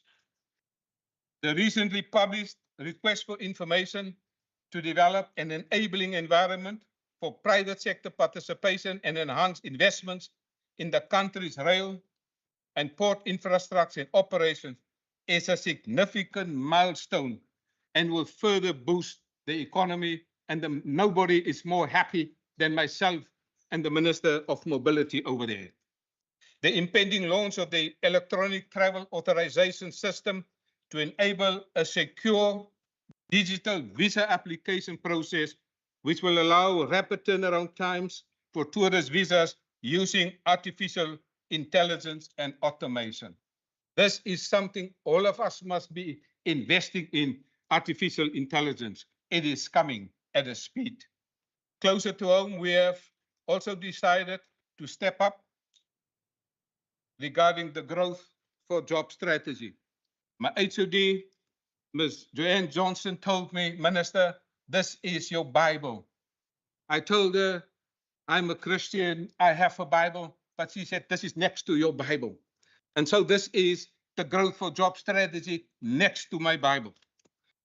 Honourable Deputy Speaker, as the Premier outlined during his State of the Province address in Beaufort West in the Karoo, we have an apex priority, growth for jobs.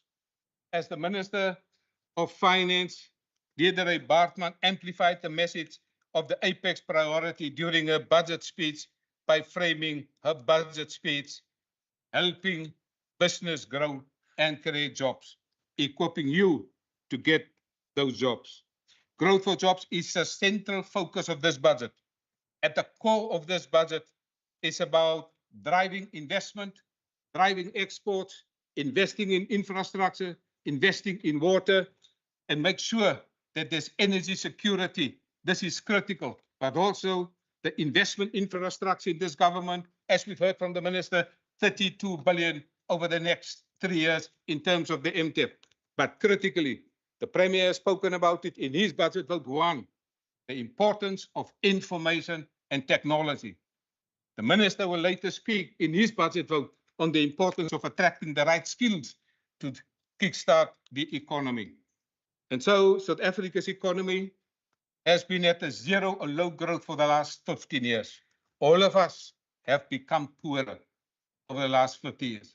If you look at the per capita income, everyone in this house became poorer over the last 15 years.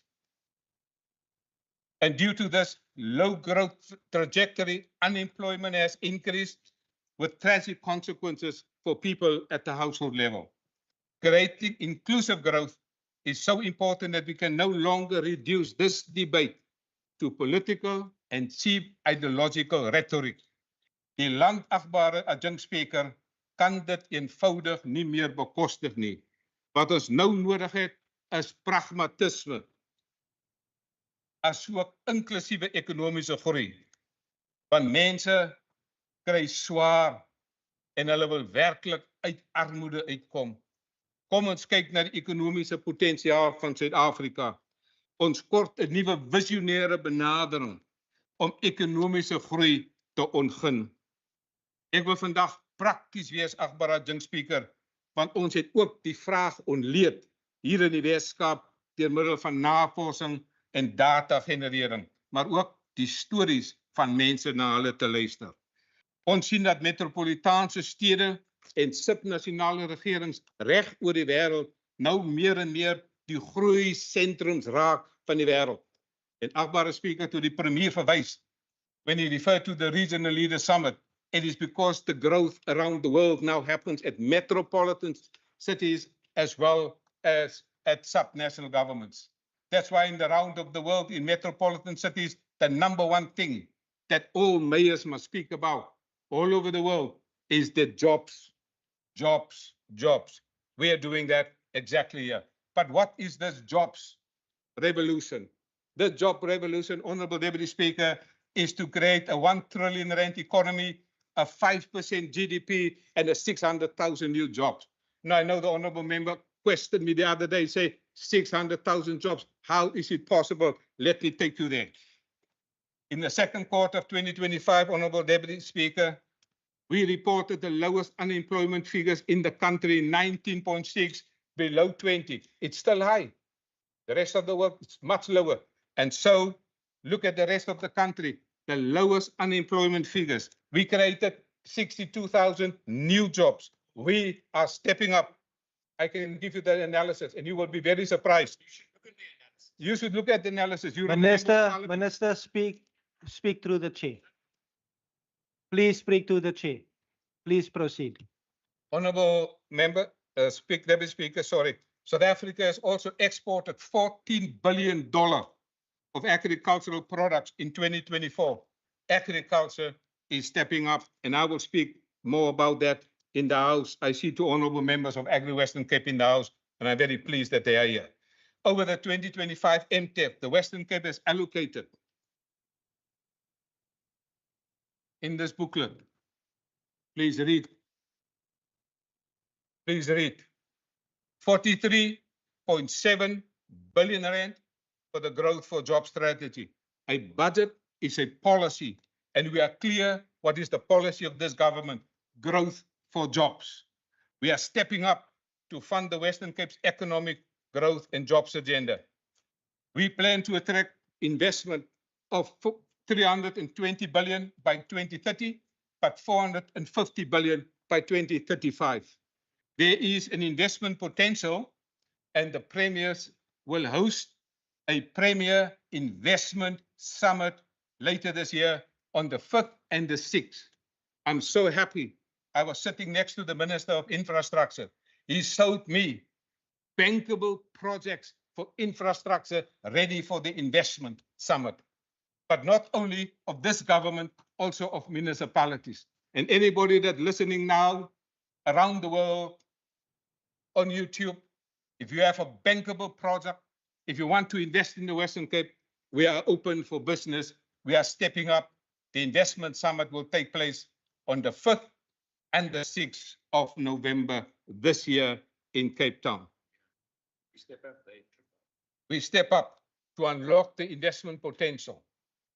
Our plan is to triple our tourism and exports.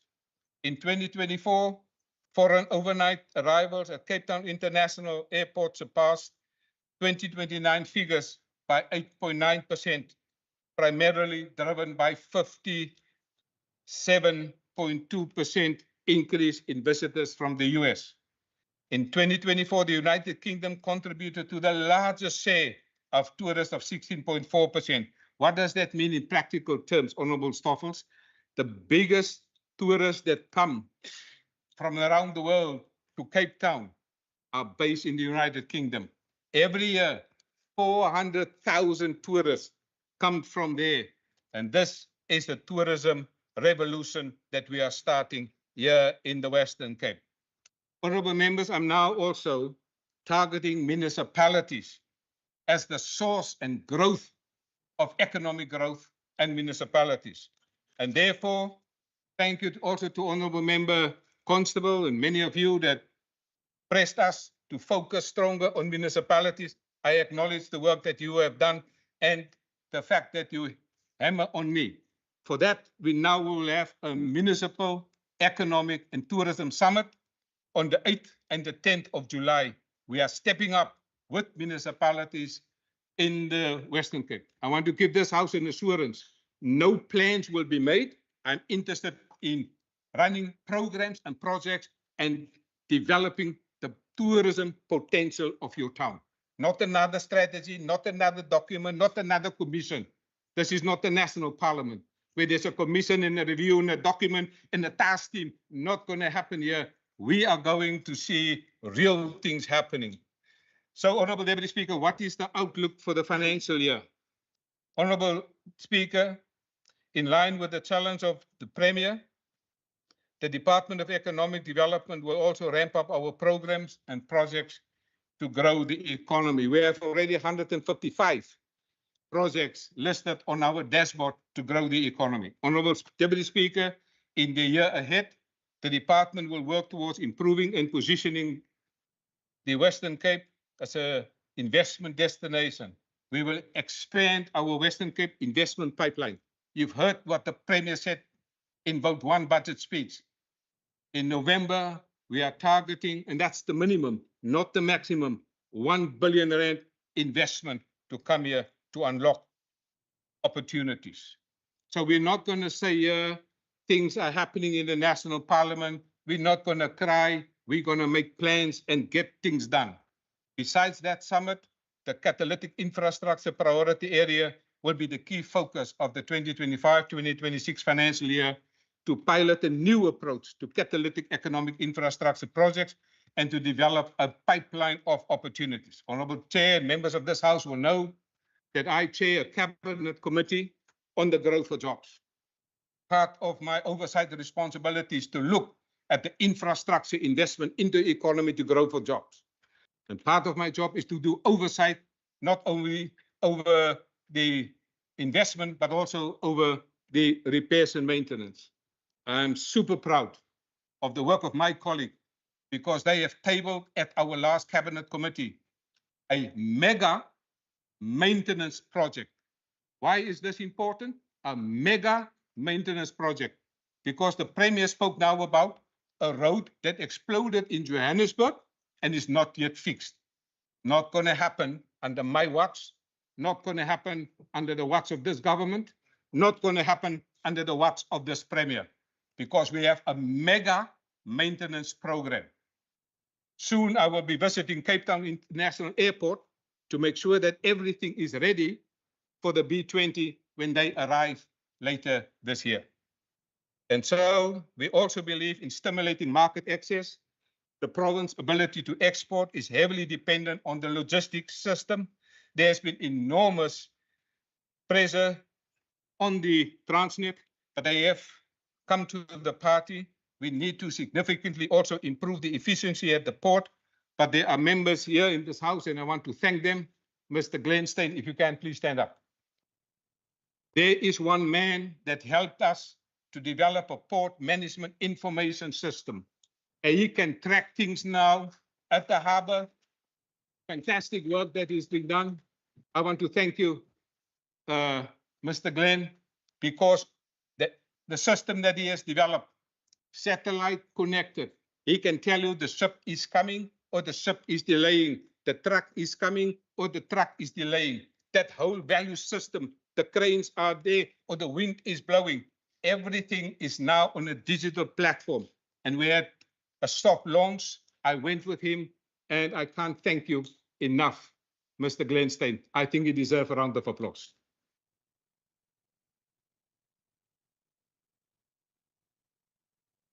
Also, to this end, with our support, we look forward to launching a transporter representative organization as part of the interventions to reduce truck turnaround time at the port. I want to welcome one of such strategic partners here today in the audience, Mr. Terry Gale.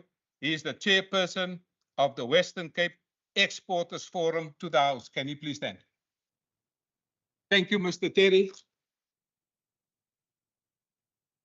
My predecessor, the Minister of Health, and my other predecessor, Minister of Education, instituted a regular quarterly engagement. I continue with it, and Mr. Terry is at all these meetings.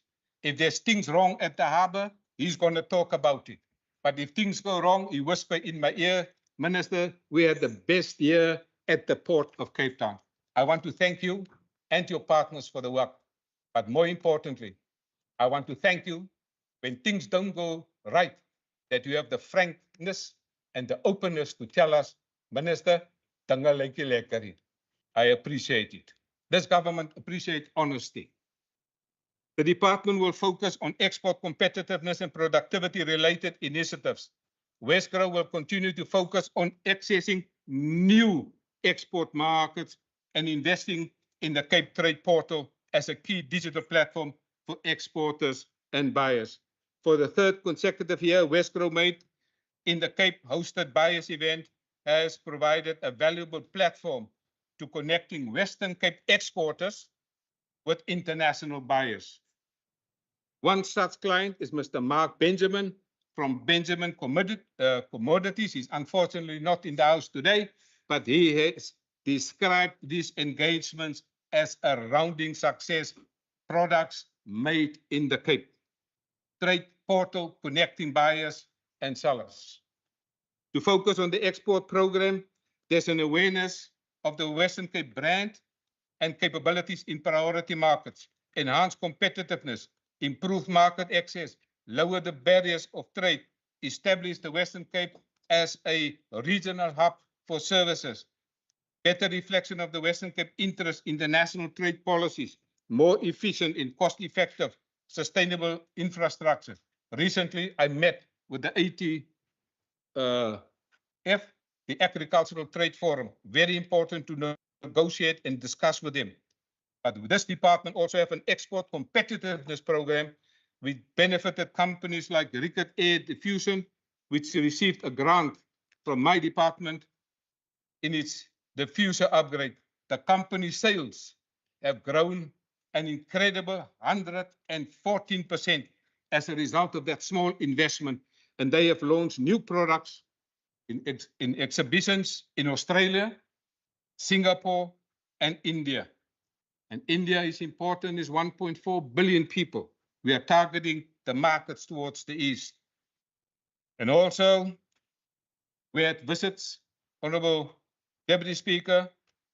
We also had marketing visits to Thailand, this is Westgrow, and to South Korea. One other recipient of our support is one of its Pty Limited, a Cape Town fashion brand that through the report of DDAT has expanded its company product range and production capabilities. The brand is known for using ethnic prints, beading, and embroidery. Tamburai Chirumi of One Eats Limited. Is that person in the house today? Please stand. absolutely fantastic. There's a brand, there's a product, there's a client, and there's a market. Thank you and welcome to the House. A third beneficiary of the Export Competitiveness Program is Advanced Fiber Form Production, which produced 6.5 meter and 8.5 meter carbon fiber and fiberglass boats for clients to Europe and North America. Through the support, Honorable Deputy Speaker, of this government and the competitiveness program, it has now produced composite boats for export. John Oley, the CEO of Advanced Fiberform, is that person today in the House. Sir, thank you for your investment. I am super proud of what you are doing because the boat building industry is a significant industry. And when I speak about growth for jobs, when I speak about partnership and collaboration, I'm speaking about you, sir, in this House, the very august House here in the Western Cape. I want to thank you, your staff, your company, and your workers for the great work you are doing.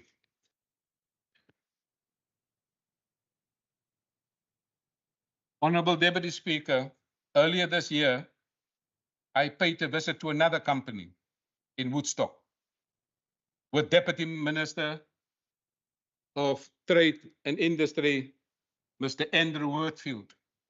We visited a boat company that has last year manufactured 212 boats for export.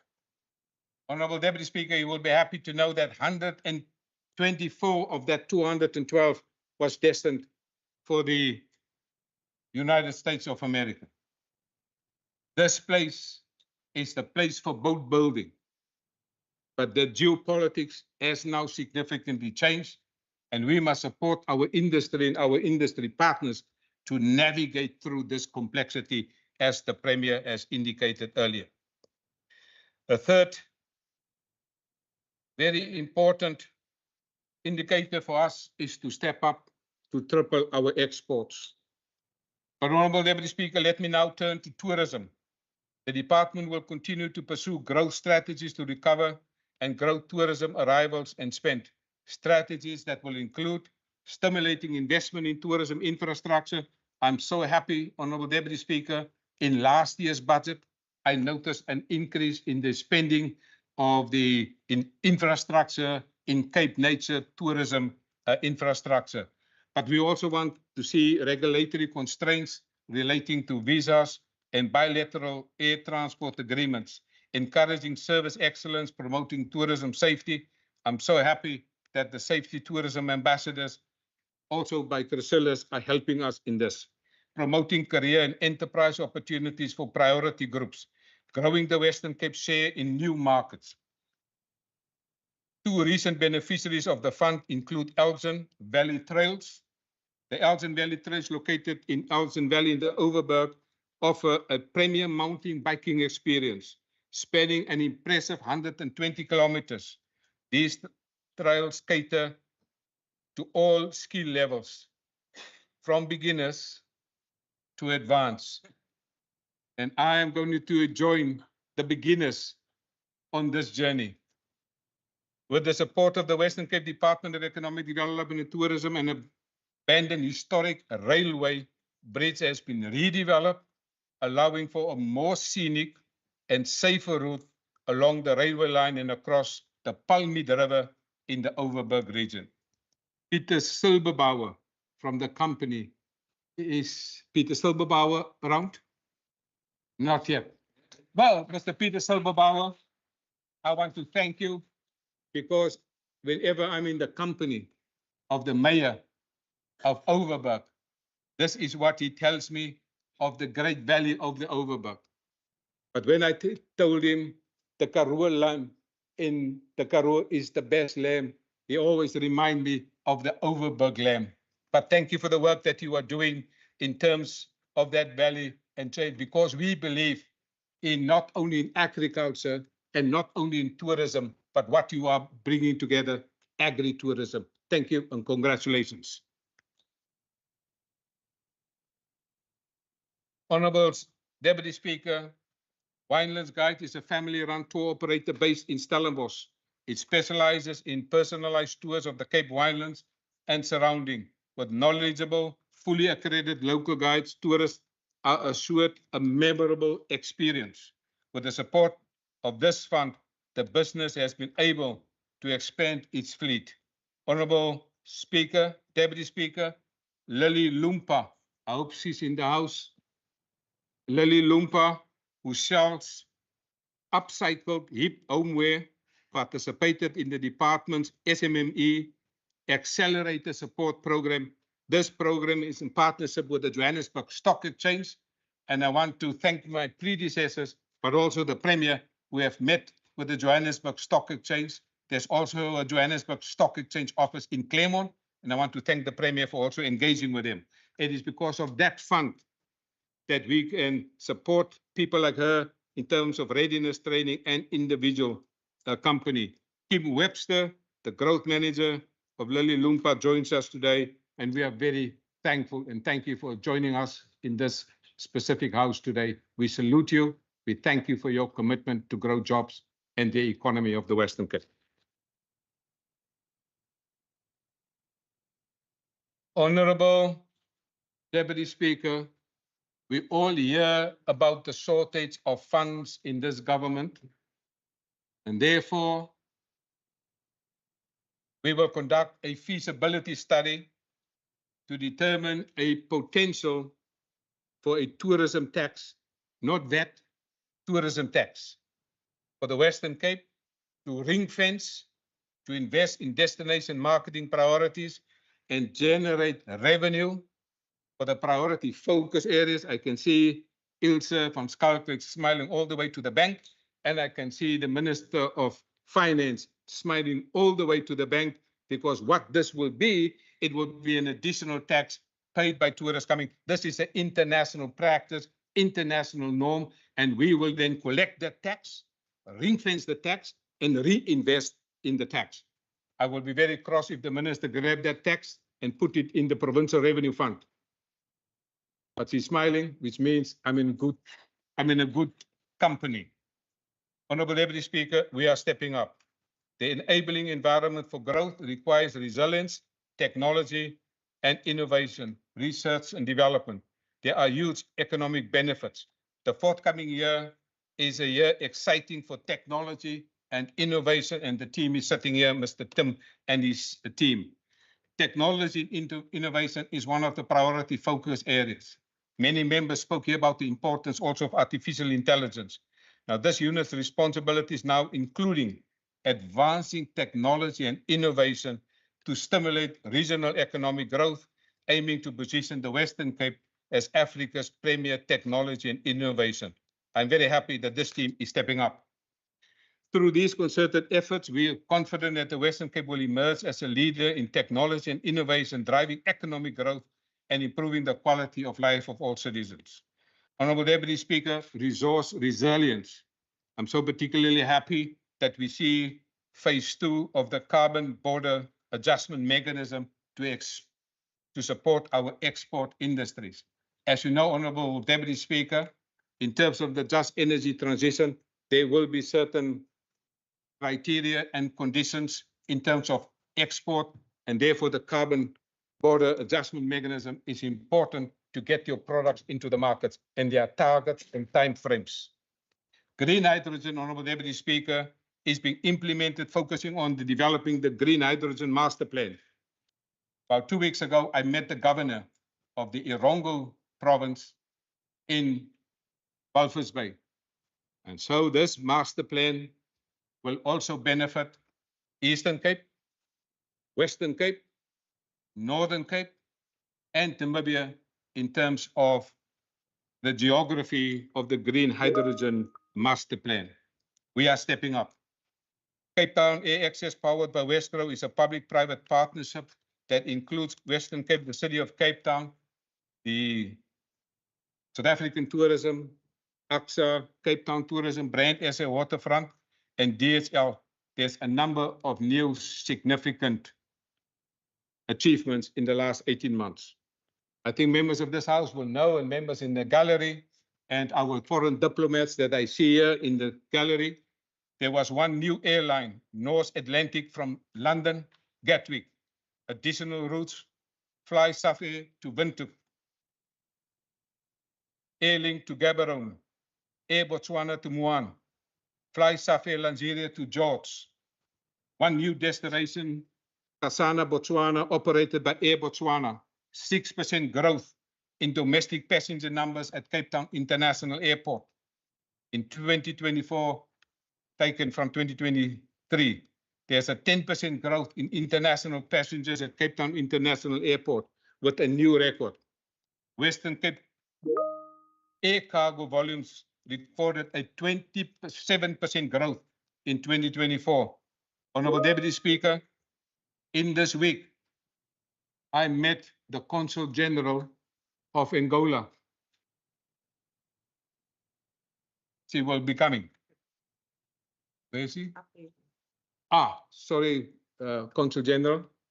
I'm very happy that you are here in this house because I met you in this week at Elsenburg in my office in Cape Town and Stellenbosch. And it is Honorable Elsa Raposo Vicente. She's present in the house and she told me, Honorable Deputy Speaker, that there, in terms of the South Africa Western Cape Bilateral Tourism Forum, will take place next week. But she gave me the exciting news that there will be a new flight between Angola and Cape Town later this year, in the middle of the year. I will be at the airport. Honorable Deputy Speaker, the Honorable Consul General of Angola also told me there are currently 9 flights per week into Cape Town. That's how serious we are taking this economic partnership.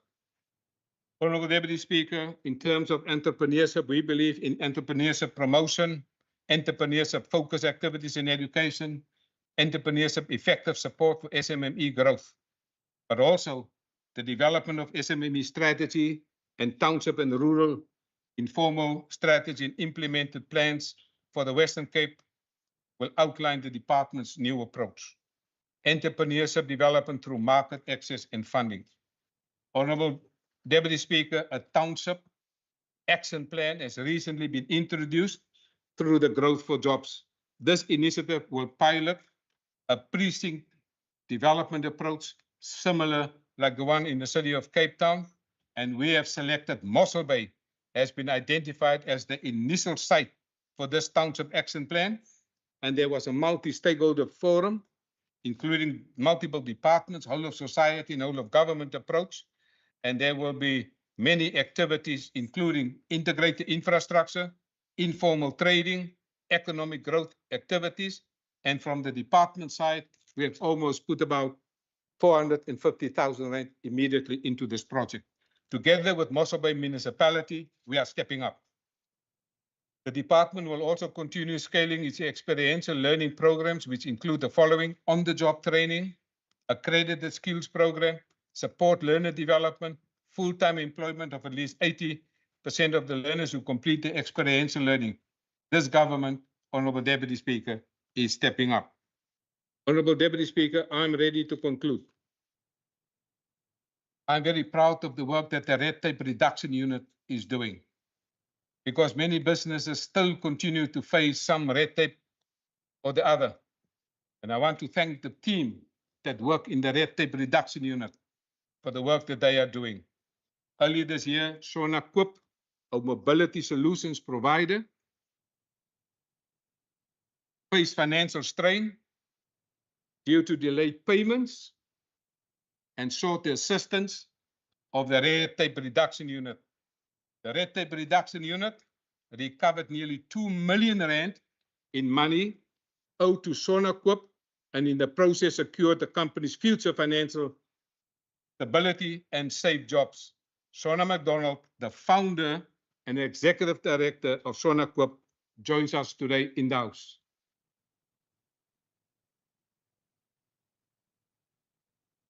So thank you for making use of the Red Tape Reduction Unit. And if you know of any friends, any other businesses that have similar problems or other problems, please refer them to the red tape reduction unit so that they can also help more members. And any member of the international community and the diplomats and my friends on top there, if any one of you have problems with the business and the startup, Ms. Tanya Verai, the CG from Germany. Anya, I also see you. My friends from the other embassies that up here, if you have any problems, please refer it to us because the red tape reduction unit is from red tape, as the Premier calls it, to the red carpet. Honorable Deputy Speaker, I conclude. The Premier has referred to economic diplomacy. In the world where things are changing so fast, where the world is under pressure, preparing for an economic recession globally, as a result of the trade wars, you have now to institute almost on a daily basis interactions with the diplomatic community, the consul generals, the business chambers, because we want to protect jobs in the Western Cape. And therefore, the Premier has referred to the environment in which we try to create for the G20. We want the G20 to succeed because my job, I want South Africa to succeed. The Premier has referred to the B20. The B20 is coming to Cape Town. I'm so happy. The Cabinet appointed me to oversee the effective implementation and support for the B20, and I will do everything possible to make the B20, together with Rashid Tofi and the team, the biggest success in history that we have never seen here in the Western Cape. But also, apart from the B20, the Premier has now referred to the Regional Leaders Summit. And in the Regional Leaders Summit, sub-national governments are now coming to the Western Cape. The Premier is the chairperson of the Regional Leaders Summit that will take place in November this year. And these are Quebec in Canada, Georgia in the United States, Upper Austria in Austria, Bavaria in Germany, Shandong in China, Sao Paulo in Brazil, and the Western Cape. And we will be talking about how can we collectively grow the regional economies of the world right here in the Western Cape. We use this on the backdrop of also the Western Cape Premier Investment Summit, because these people are here, so we want to put the investment on the table of these global players, because it is important that we stimulate the economy and get the buyers and the potential investors. Now, the successful hosting of these events will strengthen a positive perception and confidence. There's three ways to grow the economy: investment confidence, business confidence, and consumer confidence. And so that's why we are happy that Mr. Rashid Tofi is also the acting consumer protector. I don't know when you sleep, but he's also the acting consumer protector in this province. Honorable Deputy Speaker, it's now my pleasure to present and table in this House for consideration and discussion the Department of Economic Development and Tourism, Vote 12, their budget of 515 million for the financial year 2025-2026. We are stepping up to implement the Growth for Jobs strategy. This is my only job. This is my last job in this government, to promote the growth of the economy and create more jobs in the Western Cape. Honorable Deputy Speaker, I thank you. Thank you, Honorable Minister. As the podium is being transferred to the next speaker, I've already welcomed the HODs together with senior management.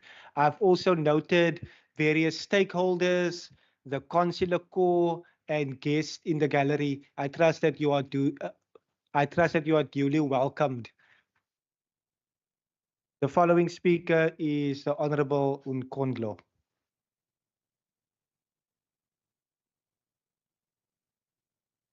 Thank you, Honorable. I don't need it.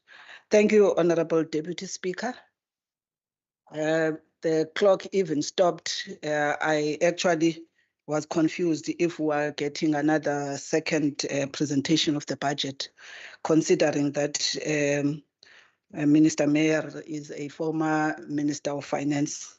So I think we must just caution that, Chair, that the minister does not drown out the current minister. That is very important. Having said that, Chair, it's very important, Chair, having listened today, that I think we must actually be very worried, especially with the first man, the Premier of the province, that you see, once you start elevating your voice than your argument, clearly there's something very wrong. And I think it's something that we'll have to caution each other here in this house. And also caution, Chair, when you allow introduction of new things that we have not seen here in this house, of using the phones, you know, and also of allowing members of the executive to degrade those who have got different voices when they argue. I think if you don't look at that in terms of the decorum of the house, it may be just an action-reaction, because I'm sure others have got the very propensity to do exactly that. During a period, I think, of a crisis narrative, one can always underscore how indeed crises are always viewed as both, you know, an opportunity outside of the very thing that they are a crisis. But also it has been written that one of the things about crisis, in particular with politicians, it can actually make them, you know, either the best or the worst. And sometimes in this house, we see indeed how the crisis of the social phenomenon of our country has been abused, you know, by politicians with the intent of trying to garner votes, and especially closer to the elections. I think it's something that we see of propaganda, untruths fabricated, and sometimes even data is botched in the process of others trying to secure a VIP status, you know, in the voters, considering that just few months to come, there is an election, and I think it's important to make this point, Chair. I'm making this point again that you know, we are always, I think, on this side of the house very clear that if you look at this budget book and actually the individual votes, there is no point of us speaking much about the first economy, because that is very covered. Actually, the mini speech just done by Minister now actually tells you that almost 90% of what he was speaking about is actually the protection of the first economy and the extent to which, you know, public resources would be utilized, you know, under the name of ensuring investor confidence, business confidence, to ensure that indeed the first economy, you know, is working. And we raise this, Chair, because ours is to always indicate that in the very first economy, not only in this country, even here in this province, stands a second economy of those that must also have a voice, equally so in this particular debate. Equally so in these blue books, they must speak about the balance that we must create for the very second economy, so that there is a balance.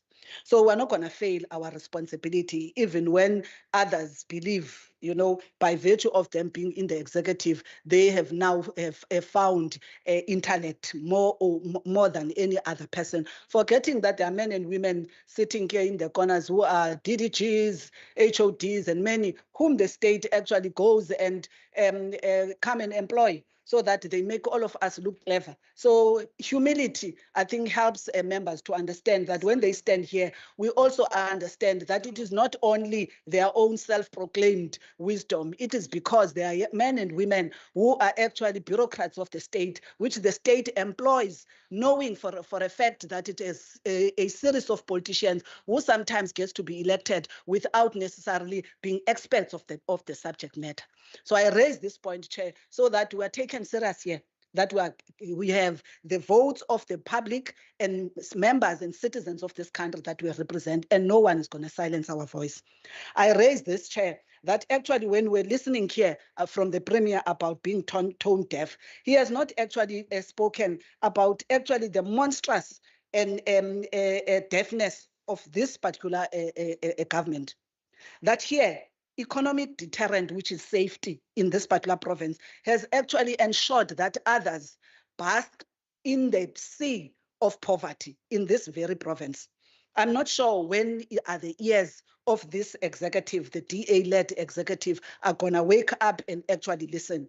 They must listen to the street vendors in Kraaifontein who a woman had to be killed in August month, a women's month in 2024, right here in this province, over a protection fee. In November, a Noma Pelonang in Guguletu, NY103, was killed with her son over refusing to pay protection, running a tavern in her house. On the 12th of March this year, Nosisi Ewu, a 41-year-old, was also gunned down by assailant who stormed at around 11 p.m. in her house, who was a tavern owner. They opened fire on her with her kids, with a 12-year-old girl who died instantly, and an 8-year-old who is still in Red Cross, and there has got the story that he tells about that particular night. This is happening in the notorious area of Makasgavi, right here in this province, governed by the very MEC of Economic Development, by the very Premier who was speaking here.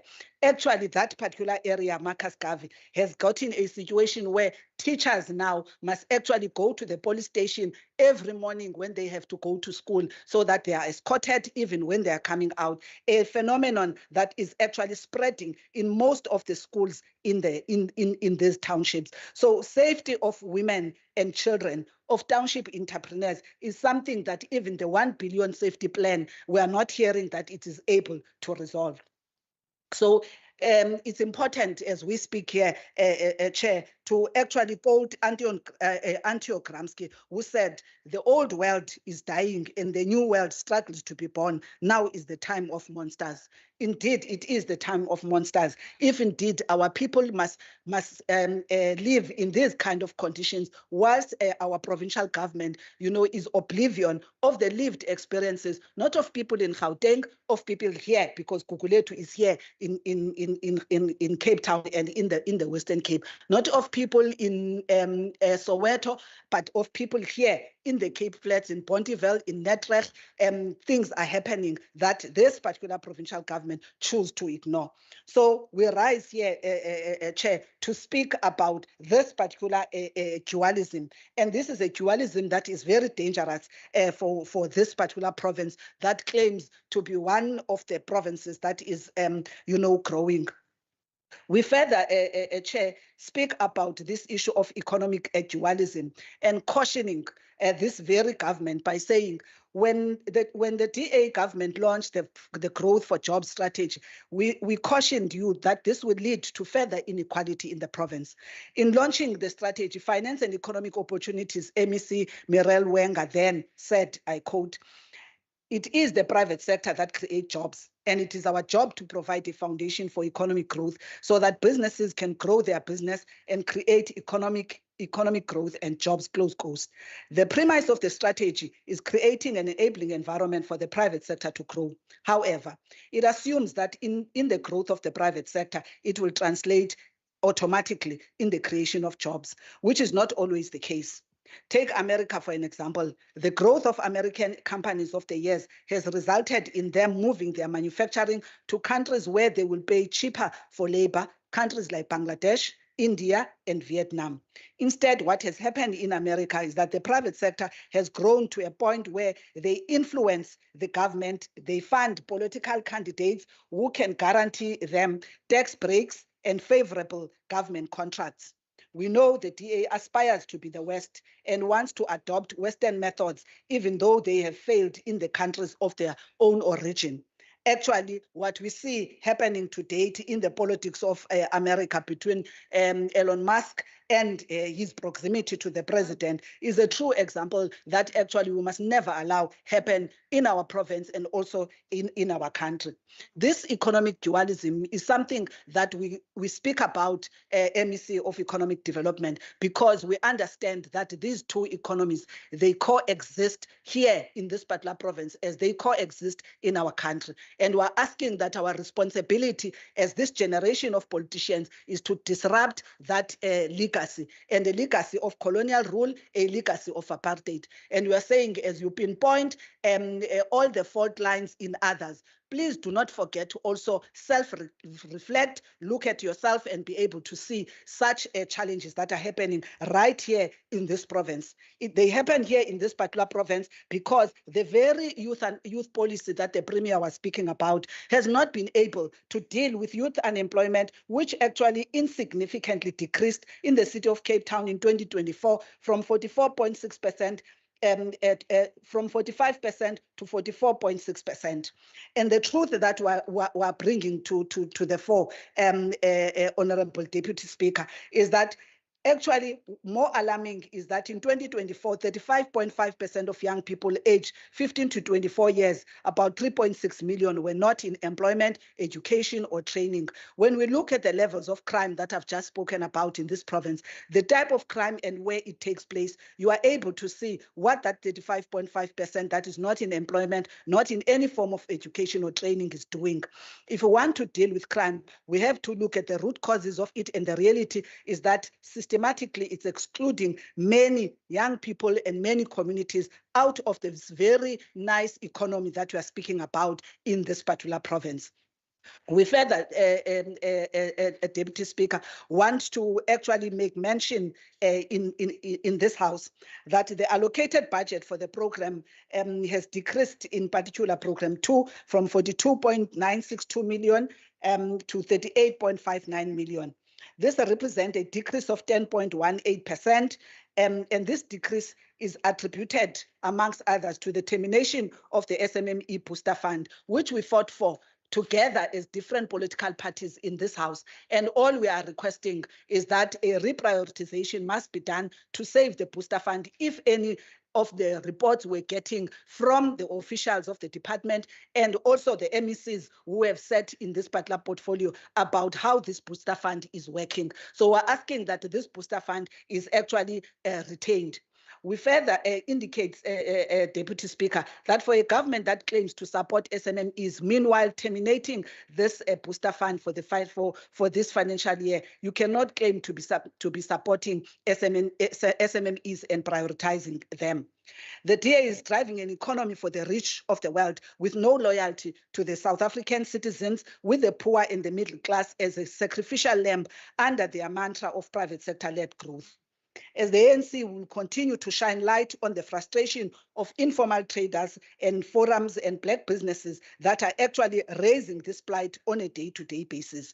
We're asking this Honorable Deputy Speaker, whilst we recognize what the Minister has just spoken about moving the issue of the township economy, to Mossel Bay. And we're saying we don't understand why, Minister, you are running away, one, from a township strategy that we are demanding, that we've been talking about this matter almost 10 years sitting in the House, and now you're telling us about a township economic plan. We're asking that we need a strategy soon. We need your red tape reduction to actually start going and dealing with the impact of red tape to informal traders in the municipalities. The Department of Local Government was telling us the other day that we need to talk to you so that your officials continue and be systematic in engaging with them around improving local economic development strategies in the municipalities. We raise these because these issues are very important, because as we speak in the nice and cool offices and also in this chamber, there are a lot of people who are trying to fend for themselves in the small rural towns, in the townships, in the areas of Merveville, where we are coming from, who also would want the same. Honorable your time has expired. As the African National Congress, we reject this budget. I thank you. Thank you so much, Honorable Nkondlo. I see online the Honorable Constable. Good morning, Deputy Speaker, and good morning, everyone. Good morning, MEC, and thank you very much for your speech. Speaker, allow me to start up where I end of yesterday. As the Patriotic Alliance, we said we do not oppose progress. We oppose selective progress.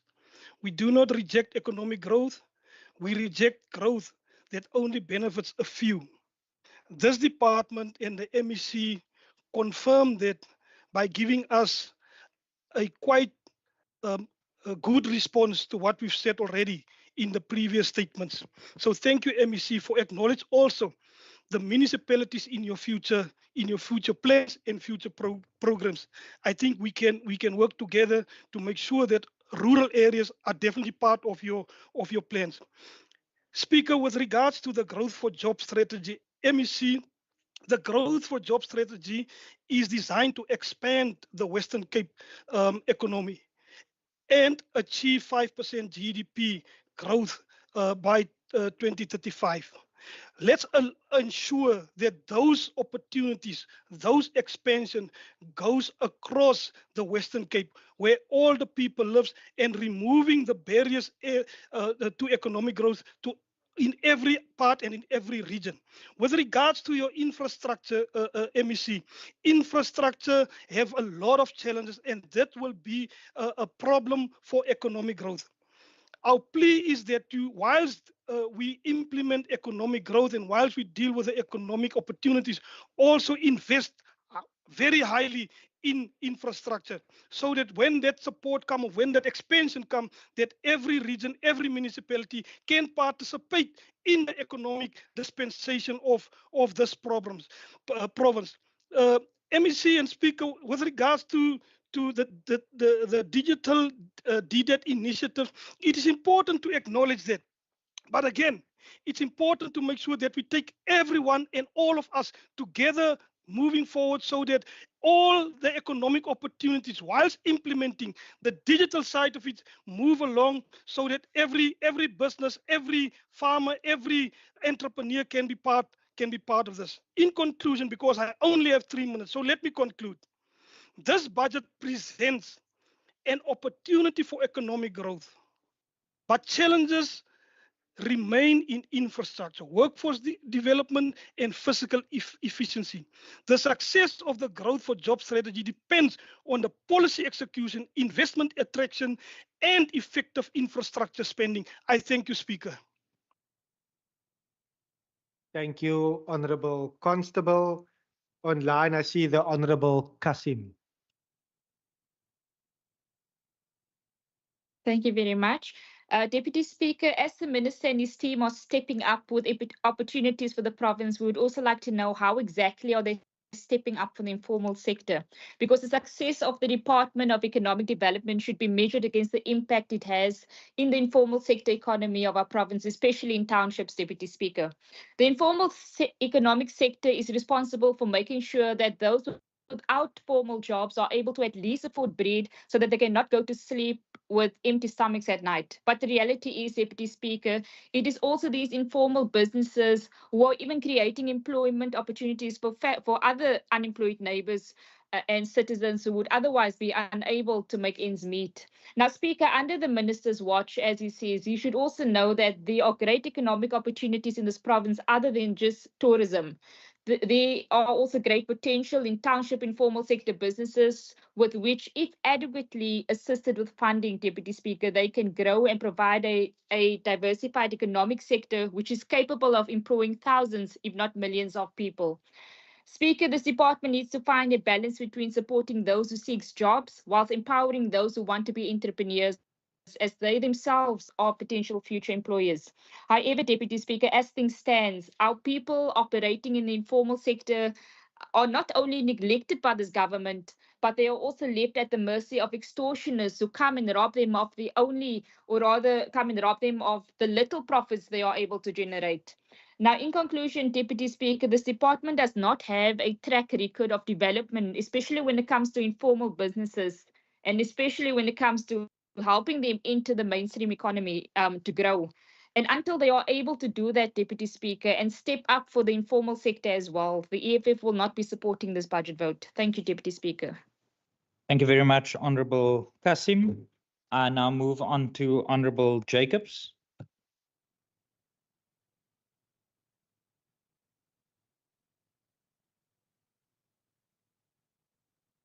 Honourable Jacobs, can I just ask that you switch on your microphone? Yeah, thank you, Speaker. I'll say, Speaker, the economic development and tourism, they have indicated that jobs. Honourable Jacobs, my apologies. Can I just ask the table staff to correct the time? I've just noticed that there was more than 2 minutes on the clock. At the speakers list says 2 minutes, Honorable Jacobs. Honorable Jacobs, you may continue. Blessed love. Speaker, the Economic Development and Tourism has indicated that jobs for growth, the jobs for growth plan is also high on the agenda. Now, the report indicates that the Western Cape is the fastest growing province with a 27.7%. And it must be noted because it seems like the Western Honorable Cape... Jacobs, my apologies. Honorable members, just for noting, we will do the timing from the table. There seems to be an issue with the electronic timer on the screen. So Honorable Jacobs, my apologies. Honorable members, we are doing the time from the table manually. So I will give you an indication, Honorable Jacobs, when you have 90 seconds remaining. Can I go? You may. I just needed to, just for the record. Okay, no problem, no problem. Thank you. So the report indicates that the Western Cape is the fastest growing province with 27.7%. But it must also be noted that the Western Cape provincial government is rather proud of this. The reality is that the Western Cape has around 507 informal settlements and it's growing daily. And these are 90% from out of the Western Cape. Now, these labor migrants are placed in jobs in our own areas, and our own people cannot work, even if it's in their own hometown. Speaker, in every municipality that the DA governs, every colored businesses get targeted or they get closed down. Informal traders get chased away from trading spaces from which they've been trading for 20 to 30 years. Drakenstein, Lady Grey, wat gaat aan? White privilege favoring white interests. Speaker, the MEC spoke boldly about tourism in the sector, but in reality, who benefits out of tourism? Do we have tourism on the Cape Flats? Okay. Ashley Kriel was born in Bonteheuwel. Do we have tourism in Bonteheuwel? No, we don't. The UDF monument was put up by the DA in Rocklands, Mitchell's Plain. The forceful removals is there. The Aboriginal history is there. Do we have tourism in Mitchell's Plain? No, we don't. So I think it's time to call a spade a spade. The tourism industry is hijacked by the foreign nationals and it's supported by white supremacy. Every hotel, every bed and breakfast, self-catering, backpackers, from the chefs to the cleaners, the securities, the waiters, the receptionists, and sometimes the owners. All foreign nationals. And this government is okay with it. Speaker, I need to bring it clear. This too shall pass and we shall overcome. I must say. Thank you very much, Honorable Jacobs. Before I recognize Honorable Brinkhuis, is there a point of order, Honorable Nkontlo? Thank you, Chair. I didn't want to disturb a member when he was making the address. I wanted to check in observation of the issue of time. Can you please check with Hansard if my time of 14 minutes was actually utilized? If you can check that with Hansard. Thanks. I will definitely do that. Honorable members, order members, there was a valid point of order. So I will, Honorable Nkontlo, I will also, with that commitment, make sure that all speeches that was delivered prior to this, that we check all of those, and I will revert back to the House if need be. With that being said, Honorable Brinkhuis, we will also do your time manually. So please just be mindful of you have 2 minutes as per the speakers list. Honorable Brinkhuis. Thank you very much, Honorable Speaker. Honorable Speaker, let's talk about small business. They are the real drivers of job creation. Yet many struggle to access funding, resources, and markets, while large corporations receive incentives and support emerging entrepreneurs, especially those from historically disadvantaged backgrounds, are left fighting an uphill battle. Where is the targeted investment to ensure economic inclusion? Tourism is another so-called success story. but it remains highly concentrated in certain areas. Cape Town thrives, but the rural tourism potential is neglected. Towns like Ceres, Beaufort West, and Swellendam have rich cultural and natural attractions, yet the province focus stays on the usual hotspots. Diversifying tourism would not only create jobs, but also uplift communities that have been excluded from the mainstream economy. And let's not ignore the reality of unemployment. The DA government continues to market the Western Cape as an economic leader, yet youth unemployment remains alarming high.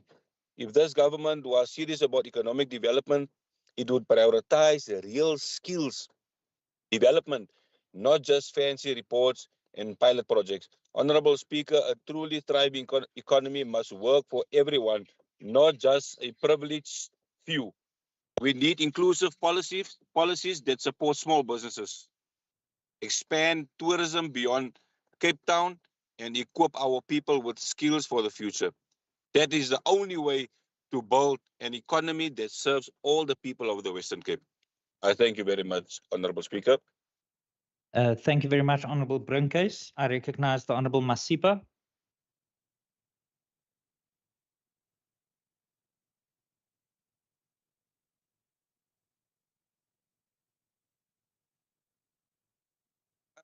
Honorable Masipa, Today, there your microphone goes. Okay. Thank you. Must I start?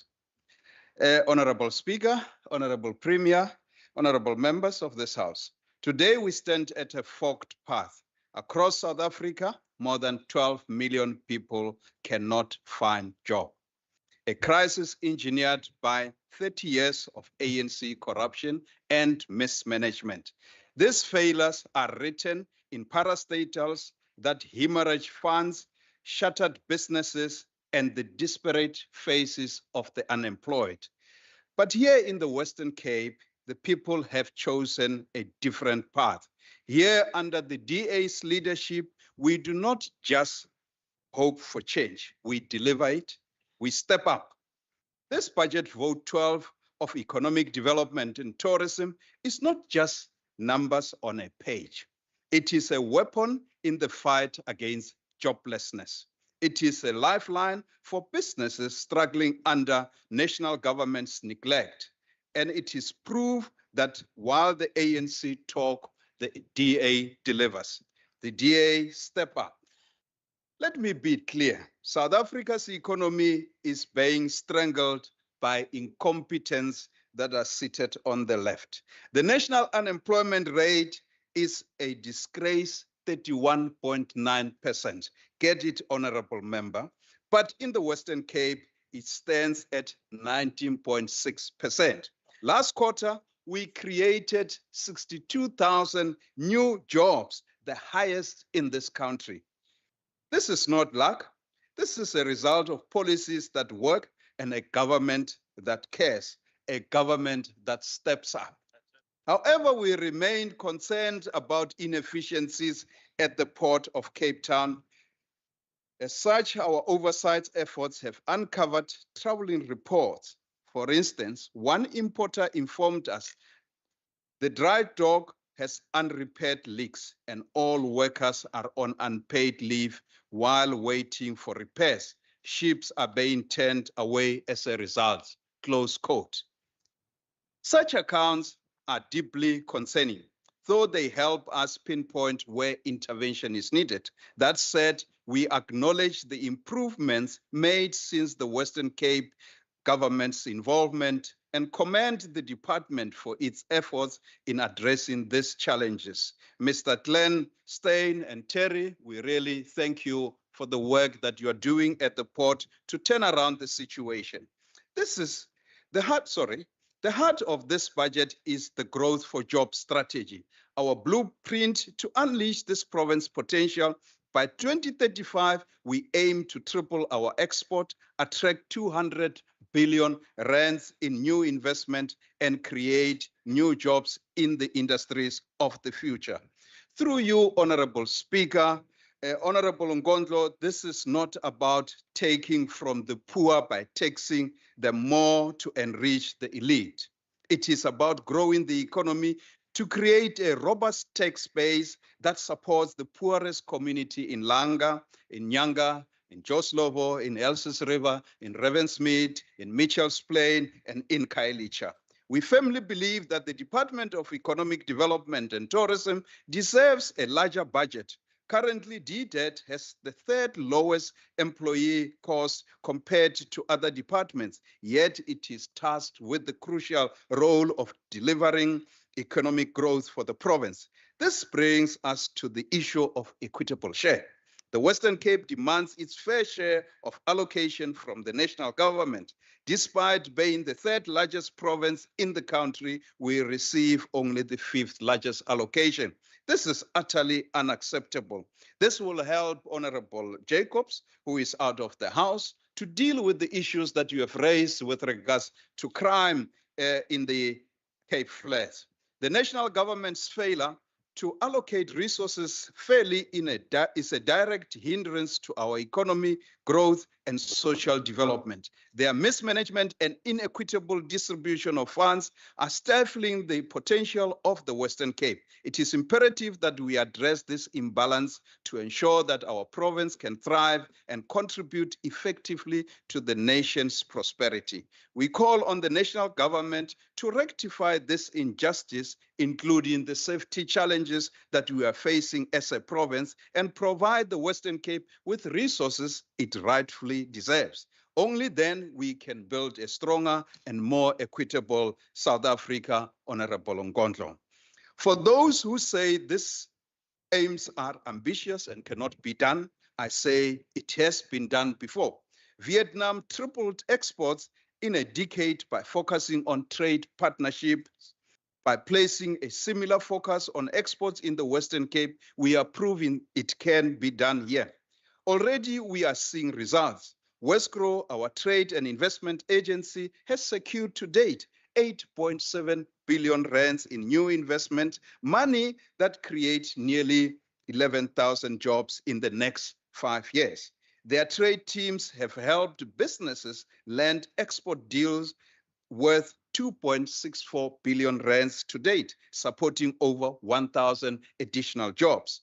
That is why we support the 400 million investment in Westcro over the next 3 years, because this is an initiative that drives economy and that delivers jobs. Furthermore, in a world where tariffs and trade wars are becoming an ever-present risk, it's important to help our businesses navigate this environment. This budget is increasing funding for trade and sector development by 23%, 140 million rands to help businesses export more and employ more. The Export Competitiveness Enhancement Program is already helping 18 companies break into global markets. In addition, the budget is supporting workshops across the province from George to Beaufort West to teach businesses how to export and address the concerns that Honorable Constable constantly raised that we are not reaching out to the Karoo area. In Saldanha Bay, we are positioning this province as Africa's green hydrogen hub. 4 major projects are already in the pipeline, and we are finalizing an infrastructure master plan to unlock billions in investment. It is not enough to focus on what industries are already successful. We must invest in the industries of the future. When the rest of the world thinks of green hydrogen, they must, Honorable Minister, think of Saldanha.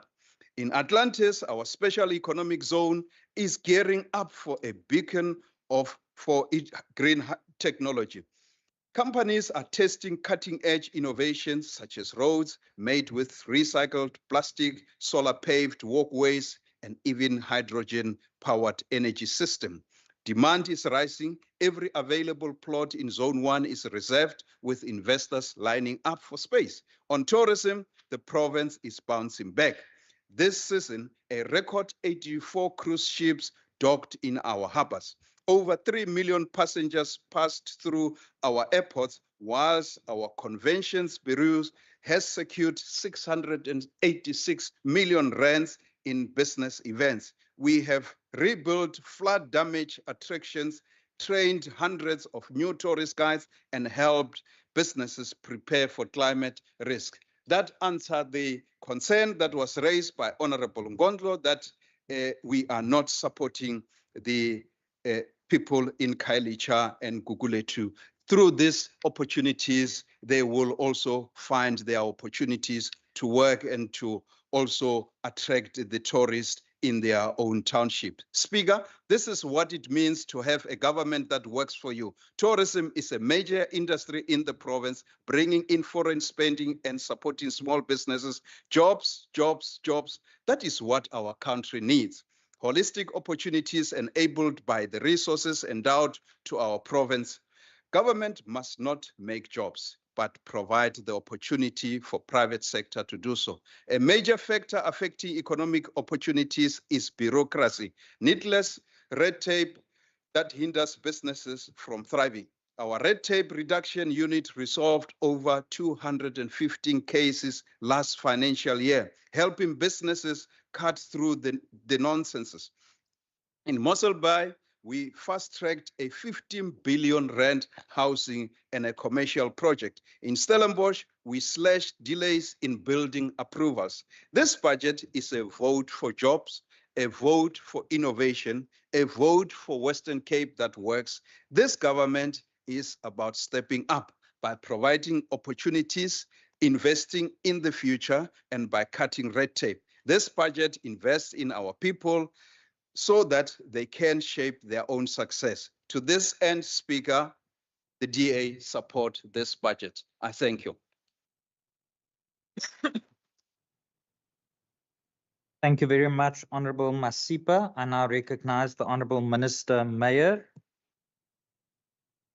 Honorable Speaker, thank you for those members who took part in this very important debate today in this House. Honorable Speaker, there were some questions during my debate about infrastructure. That infrastructure vote debate will take place on Monday. I have consulted with the Minister of Infrastructure. He will respond to those things. There was also a lot of questions relating to vote 4, which is safety. I have consulted with the Minister of Police Oversight and Community Safety. She has informed me that she will today at 4 o'clock table her budget speech in this House so that I do not move into that space of her speech. Also, Honourable Member, there was a question relating to the spatial distribution of the budget, and I like what the Honourable Minister of Finance has done when she said to us we must read this book, and in the small booklet when she tabled her main budget, she made provision for the spatial distribution of the budget, and therefore the spatial distribution is well documented. I refer people to just look into this document as requested by the Honourable Minister. We will get a detailed spatial footprint of this budget. Also, thank you. Also, Honourable Speaker, there is, however, a matter that Honourable Member Nkondlo raised that I think deserves an answer, because it is a serious matter. We have dealt with it on a daily basis, and that deals with the issue of the safety in informal settlements and the issue of people being attacked, small businesses. We have looked into this particular matter in terms of the township economy and the safety of business people. Now, we have established, Honourable Speaker, a dedicated committee is being established to tackle extortions involving the provincial government, the City of Cape Town, the law enforcement, and the South African police. This committee will then focus on developing strategies to address extortion specifically in the townships, particularly on impacting on businesses, including those in the informal sector. A conference or strategic planning meeting is planned to align the efforts and to solidify an action plan to deal with this, because we do not want our township economy, which must become a thriving economy, to be subjected by these economic mafias in the informal settlements. So there is a plan. And in terms of the township strategy for economic development, significant progress has been made in partnering with the Department of Small Business Development. Department is also now a key stakeholder in those discussions in terms of also formulating key economic indicators. We've also built a strong relationship with other organizations such as RLabs, Innovation Hub, and the foundations there. These partnerships will play a critical role in driving economic activity and strengthening township enterprises. The Honourable Minister of Police Oversight and Community Safety will later, 4 o'clock in this House, further elaborate on this matter. And I want to thank Honourable Member Kontlo for bringing this matter, because if you're an informal trader working hard and 5 o'clock somebody come and say with a gun, I need all your profits, it is painful for the family, and we cannot sit down here and observe these things. So I thank her for that question. That question warrants serious attention. Also, I have informed her during the standing committee meeting chaired by the Honourable Member Noko Masipa. The Honourable Member did ask me also a question about the township, and I did reply that there is a township action plan, and I've indicated what that will be in my main speech. Also, I think there's more work that needs to happen. That work will happen, but I don't want to sit here in this House and write a policy or a strategy as proposed by you without proper consultation. That engagement will take place. But this government is also on record, sir. We're not going to develop strategies and everything to come to a standstill. While the strategy is being built, we carry on with the Township Action Plan, and so we will continue to do that. But that will also be a feedback, as a pilot, feeding back into the strategy. Honourable Member Kasim is right. We need to get the balance between jobs and those growing the economy. But I want to thank the EFF for voting yesterday against VAT. That is a significant thing. I also want to congratulate the EFF for taking the Speaker of the National Parliament to court for wrongfully using an incorrect prescript in terms of approving the fiscal framework in the National Parliament and caused that havoc. So, Honourable Member Kasim, thank you to your party for standing with the poor.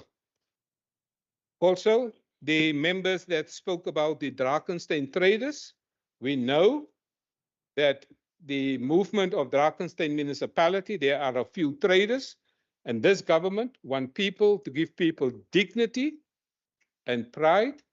And as a trader, you need to have facilities, access to transport and access to decent toilet and sanitation facilities. So moving traders from a place where there's no toilets to a place where there are toilet facilities and closer access to the taxis, I think that is a dignified thing to do. This government support dignified. I noticed yesterday that Al Jamaa did vote for the VAT, and that will then punish small businesses even bigger. Some people spoke about the inequalities. I have just looked at the inequality figures as represented by the Gini coefficient, and the Western Cape has the lowest inequality in South Africa. And for those who want to write it down, our Gini coefficient for 2023 was 0.595.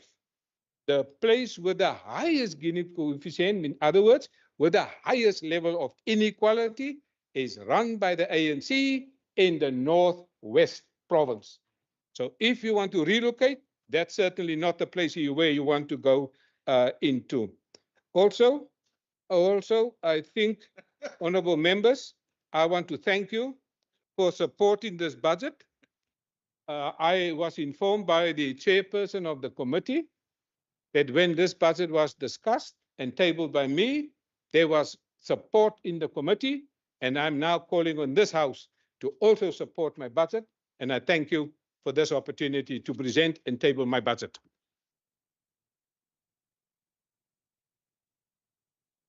Thank you very much, Honourable Minister. Thank you very much, honourable colleagues. Order, members.